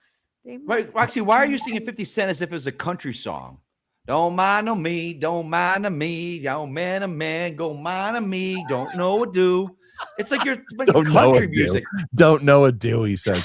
Aquarius 7655 had to pause watching, catching up on FHH. Oh, it means Futog Hammy Who. Thank you. FHH. That's what that means. Man. Travis Nickerson, what do you think about Voltron now skipping theaters, going to streaming? Right move or missing nostalgia theater money? So apparently, Travis, the plan was always to go streaming. I don't know how true that is, but that's what they're saying. And it might be the right move depending on how this He-Man thing does. Aquarius, AI should be the new Futog Hammy Who. I wish it was a little louder in the background. Yeah. That's the only problem, because if you got to really listen to it. Here, listen. Hey, I got it. Oh, that's the wrong one. Who's that one? Hey, I got a 21 questions. That's good. That's good. I like that one. But you gotta really listen to this. Hold on. You should play it every time, Kristian, that we hit 21 questions. You should play Mike doing that. Hey, I got a 21 questions. Anytime anyone hits 21 questions. Or it gets to 20, yeah. Or if we get to 121, I'll play it also. 121, yeah. So you gotta listen quick. Listen. AI sluts, baby. All right, let's see. Alex, love how you guys don't even engage with my super chat. Just said some things instead, talked about Star Wars. Come on, guys, let's talk about it. Wait, love how you guys didn't engage. What did he say? What did he write? Say, Alex, bring that one back up, PLD. What? I don't know what you said. Love how you guys didn't even engage with my super chat. Just said some things instead of talking about Star Wars. Come on, guys. What is it, Alex? Let's talk about what? Yeah, PLD. See if you can find that. Bring it back. You're a shy bunch. I don't know what it was. Let me see what it was. Jay Anderson, Mike, if you love Starfield, just wait till you discover mods. For me, exploring endless space in the Millennium Falcon is so satisfying. Dude, I know. So someone gave me the advice to make sure I play the game and finish it without mods, and then in like a new game plus do mods. I saw that one. It's like Falkland Systems that you can make a fucking Falcon. I know, man. All right, next one. Michael D. Did a second viewing of Obsession worth watching in a full theater? The audience reactions are hilarious. Wow. Yeah, I haven't heard a bad thing about it. Cody Erickson, I'd get armbarred in 17 seconds for $1 million, right? Yeah, that's what she did. She got paid $1 million to do that. So there you go. Lincoln, huge fan from Smets, Knights of the Republic movies. Rewatching Schmodown. KL, your rivalry with him was stellar. Did that bleed into real life, or you were pals off camera? Are you kidding with this hesitation right now? No, hold on a second. I'm trying to understand it. Your rivalry with him was stellar. Are you pals with Smets, or are you enemies with Smets? Hold on. He said, did that bleed into real life? No, he said, did it bleed into real life while it was going on? No. The minute the cameras were off, we were always like, you know. This is why Smets gets like hesitant with you, Mikey, because oh my God. That should have been like the quickest. Hold on a second. No, it shouldn't be, because what happens is, guys, you have to understand, a lot of us in the Schmodown were incredibly competitive. And so the minute the cameras were off, it's not like if I lost a game, it goes away. And I'm like, oh, everything's great. You're pissed and you're mad, but you're not mad at the person. It's tough, man. You know, but yeah. I love the guy. And we always had, when we were cutting promos, that was always the best, because we were hating each other and doing the shit and the cameras roll. But if you're in the middle of a match and you end, it doesn't just go away. That's the thing. It wasn't fake. It was real. The questions were real. The game was real. So yeah, but no, I love the guy. All right. So why doesn't Hollywood, wait, is this the question that Alex is asking? Why doesn't Hollywood make romance stories, whether movies or TV shows about Asian men? I was doing some research on it. We really went into that question. I don't understand. Wait, what was the? Didn't we talk about this already? What's he talking about? We did. I actually don't know what we could have said more, because then he said the Star Wars thing, which, like, what does this have to do with Star Wars? What's he talking about? I thought we answered this already, didn't we? I really kind of went into it. Maybe this will help you. The first one I can think of is Mr. and Mrs. Smith. That was a Black man, Asian woman, but maybe you specifically mean Asian men with Black women. Yeah. Or do you mean Black and Asian women and men? I don't actually know how we could answer this more. Alex, did you take a poop when we were answering this, and maybe you came back to it and you missed it or something? Because we clearly covered it, man. I'm sorry, but unless it was a different question, I'm really confused right now. I'm really confused. But then he said the thing about Star Wars, so maybe it's a different question, because maybe we missed a Star Wars thing, right? I don't know. I don't know. Peter, did you find anything? Or is it the last one? Is this the one you saw? I don't know what he's talking about. I thought we covered that one. All right, let's see. Now I got to go back to the other questions. I'm sorry. I mean, he might have just missed us talking about it. All right, we're now got to go back. Hold on. Is this the one? No, we did that one already. That was the Alex one. Now I got to find all this shit. Sorry. I think we are at. I'm looking. Hold on. There you go. All the way back. Thanks. I was trying to find Alex's question, and now it's good. Maybe. Yeah. Margot. Got Margot. Travis Nickerson. That's the last one. I get an arm barred in 17 There seconds. we go. Travis, I was hoping the Nate fight was a little less one-sided. It was super bloody, but it seemed that Nate got gassed. Yeah, it seems like his time has come. I think he was living his best life. Yeah. I mean, yeah, I think so. I'm so confused. Alex, please let me know what the hell you're talking about, because I want to make sure that there's a different question that we can cover it. All right. Next one. Ron H. Hoping to actually smoke Kevin Smith's strain from his Hollywood pilot and L Destruction. The joke it was Dickweed. Wrong name. Okay. Dickweed. Yeah, I guess so. You have 99 so far. You're getting close to what Roka had yesterday. I got 99 problems motivation one. If you're having girl problems, I will never you son. Hey, Or I got 21 questions. Did it to yourself. You're gonna say 99 out loud, and you think I'm not gonna follow up? Fair. Comic Lover, doing jump rope, stop by to say hi, you sacks of shit. Thank you. Full effect. If Mando went on hiatus after season 2 finale and the movie ended up being all the Mando, Grogu, Luke stuff they put in Boba, they would have had a hit. Yeah.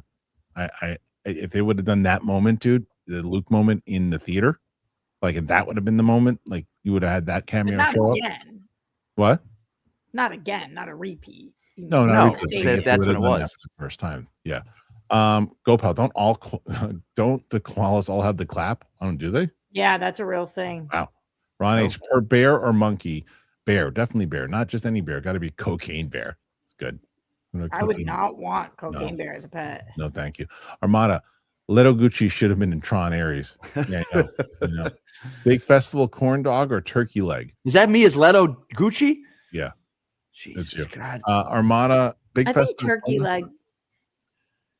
Yeah, they smell good. They're not turkey legs, though. They're not? No, they're emu. Oh, then corn dog. Corn dog. Louis Berry, please show Sam the Penguin after the Batman. Not showing right afterwards, too. We got to get into more. We got to get into movies. We're jumping in, and I got to get her to Star Wars. So right now, can't do that.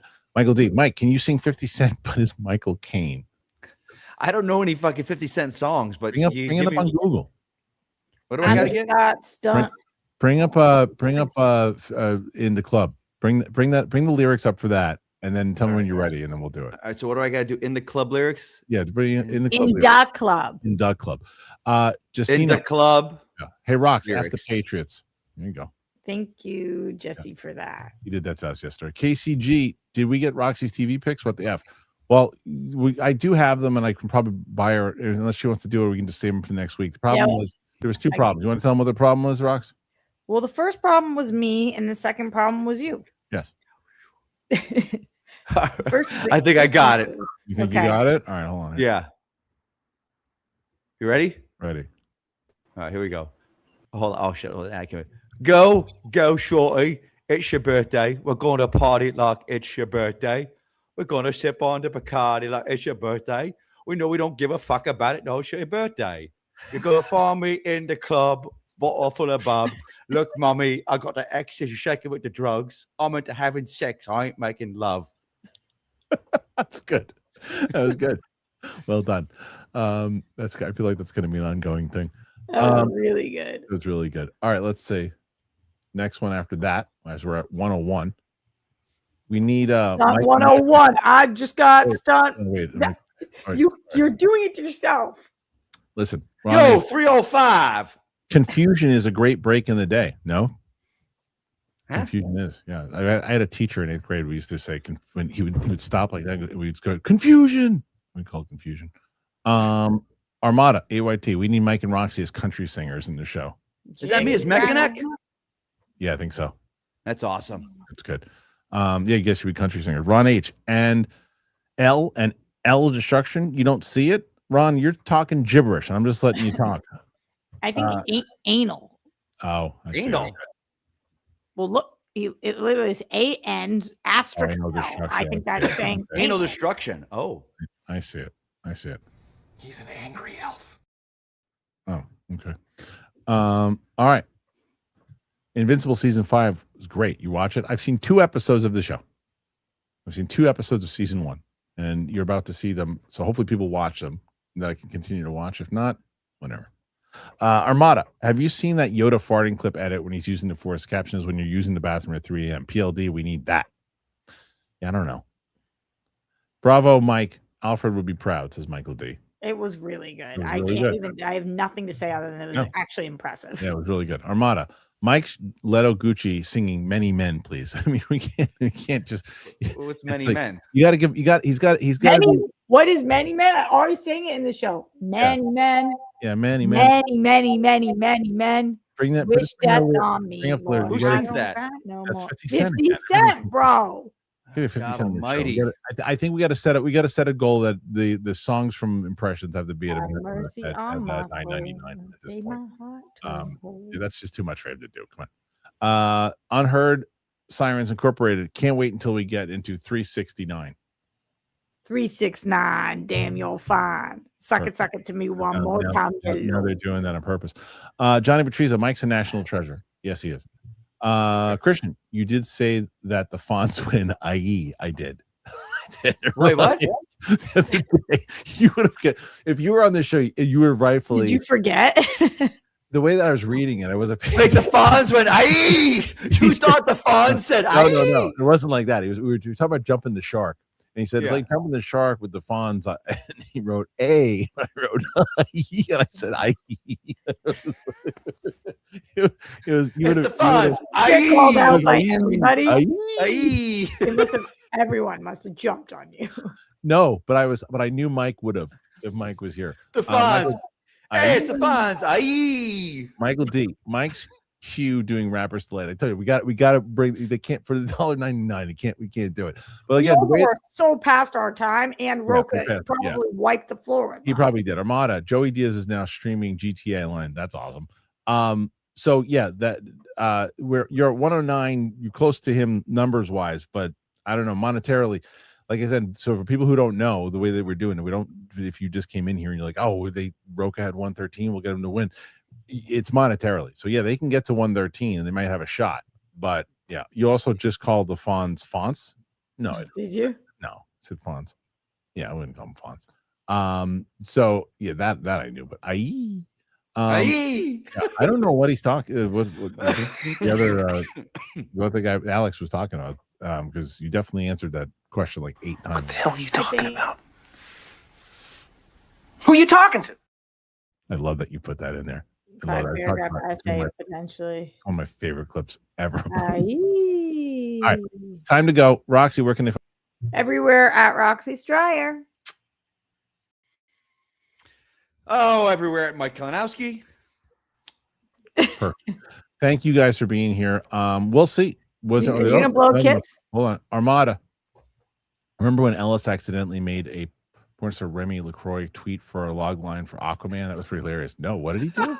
What? I don't even know what this is. When Ellis actually made a Remy LaCroix tweet for a log line for Aquaman. No, I don't remember that at all. I don't know what you're talking about. I guess there you go. That's when he did what? What the hell are you talking about? What are you talking about? No, he's talking about. No, but I believe you. All right, let's see. Okay, let me go back to these questions before you run away, Roxy. Bravo, Mike Alfred. We probably did that. We did that. Michael did that. Hold on. You know all these. Oh my god. No. Okay, this one. Ron H. Go Pal. Are we sure KH is not high? No, I'm sure. Definitely not. I'm just hungry. Billy Joel biopic incoming. Joshua, did they announce that? I mean, that makes all the sense in the world. Who's gonna play Billy Joel? I don't know. That's not an easy. No, that's tough. Not easy. Better not be someone really good looking. I'll tell you that. Oh my God, Kristian. But I'm just saying what I mean by that is he's a normal looking dude. Oh my God. I got what you're saying. You know what I'm saying? I'm not. I just like they not a movie. Better be an ugly motherfucker. They can't cast like a movie star to play Billy Joel. I'm not gonna buy. He better look like Darth Vader with that fucking neck thing on his. You ever see that video of Billy Joel? Oh God. That's all I'm saying. I love Billy Joel. I've seen him in concert many times. Anyway, they should either cast an Asian man or a black woman, and Alex then can talk about exactly. that. I think they should cast Jared Leto. Yeah, should. Yeah, that's okay. Listen, thank you guys for being here. Oh, come on, there we go. Look at this. So we're saying Kristian needs to get high. Fair enough. Thank you, Ron. I need to get high. I need to get high. Aquaman is fighting a villain named Remy LaCroix who was trying to carbonate the ocean. He didn't know that Remy was a porn star. Oh, in the chat, PLD says it was Doug Benson, not Ellis. Oh, okay. Go pal. If he wasn't just Bruce, Jeremy Allen White could. Billy Joel? But he looks like Bruce. Nah, I don't think so. All right, here we go. Alex. Okay, this is the last super chat because money is low. It's in the super chat. It's not complicated, but if you don't want to talk about it, then that's fine. Hey, what did we miss? I think he's got to be fucking with us. Is he fucking with us? What did we miss? Okay, he said something about Star Wars, so I don't understand what we missed about. What did we miss? Just Alex, just put it in the regular chat, and I'll highlight it. Yeah. What was the question? Because we couldn't find it. The Star Wars thing. What are you talking about? This is the last super chat. Okay, I really you have to ask us what you're talking about unless you're fucking around. Maddie B, Jacob Elordi is Billy Joel. Yeah. Okay, let's see. Ron H, you know who recently won a great win for free speech? Afro Man, because he got high. Won a BS lawsuit over cops suing him for making fun of them. I thought it was against a woman though, not cops. Da. Yeah, Michael D. What the fuck is that? I was gonna clean my room. Or for Kristian. You don't know that song, Mikey? That I do know that one. Okay, I do. Okay. Yeah, I think Alex is definitely messing around. He's not. He's goofing with us because that doesn't make any sense. All right, listen. Thank you guys for being here. Appreciate you so much. Thank you to Roxy and Mike. Thanks PLD. Thank you to Luke. Thank you to Jonathan and Smets and everybody who helps make the show happen. I appreciate you guys so much. And that's it. Thank you. We'll be back tomorrow. Smets will return. Oh, here it is. This is it. Guys, you were talking about it first and then got distracted talking about Star Wars. But we came back to it. Maybe you were in the bathroom. We came back to it. Again, Roxy just came back to it again. So you're messing with us because we went right back to it and we talked about it for like another 2 or 3 minutes. So there's only so much we can bring up to it, man. I don't know what you mean. Thank you again. Appreciate it very much. We'll see you on the flip side. I got to eat something. So we'll see you soon. Mustard.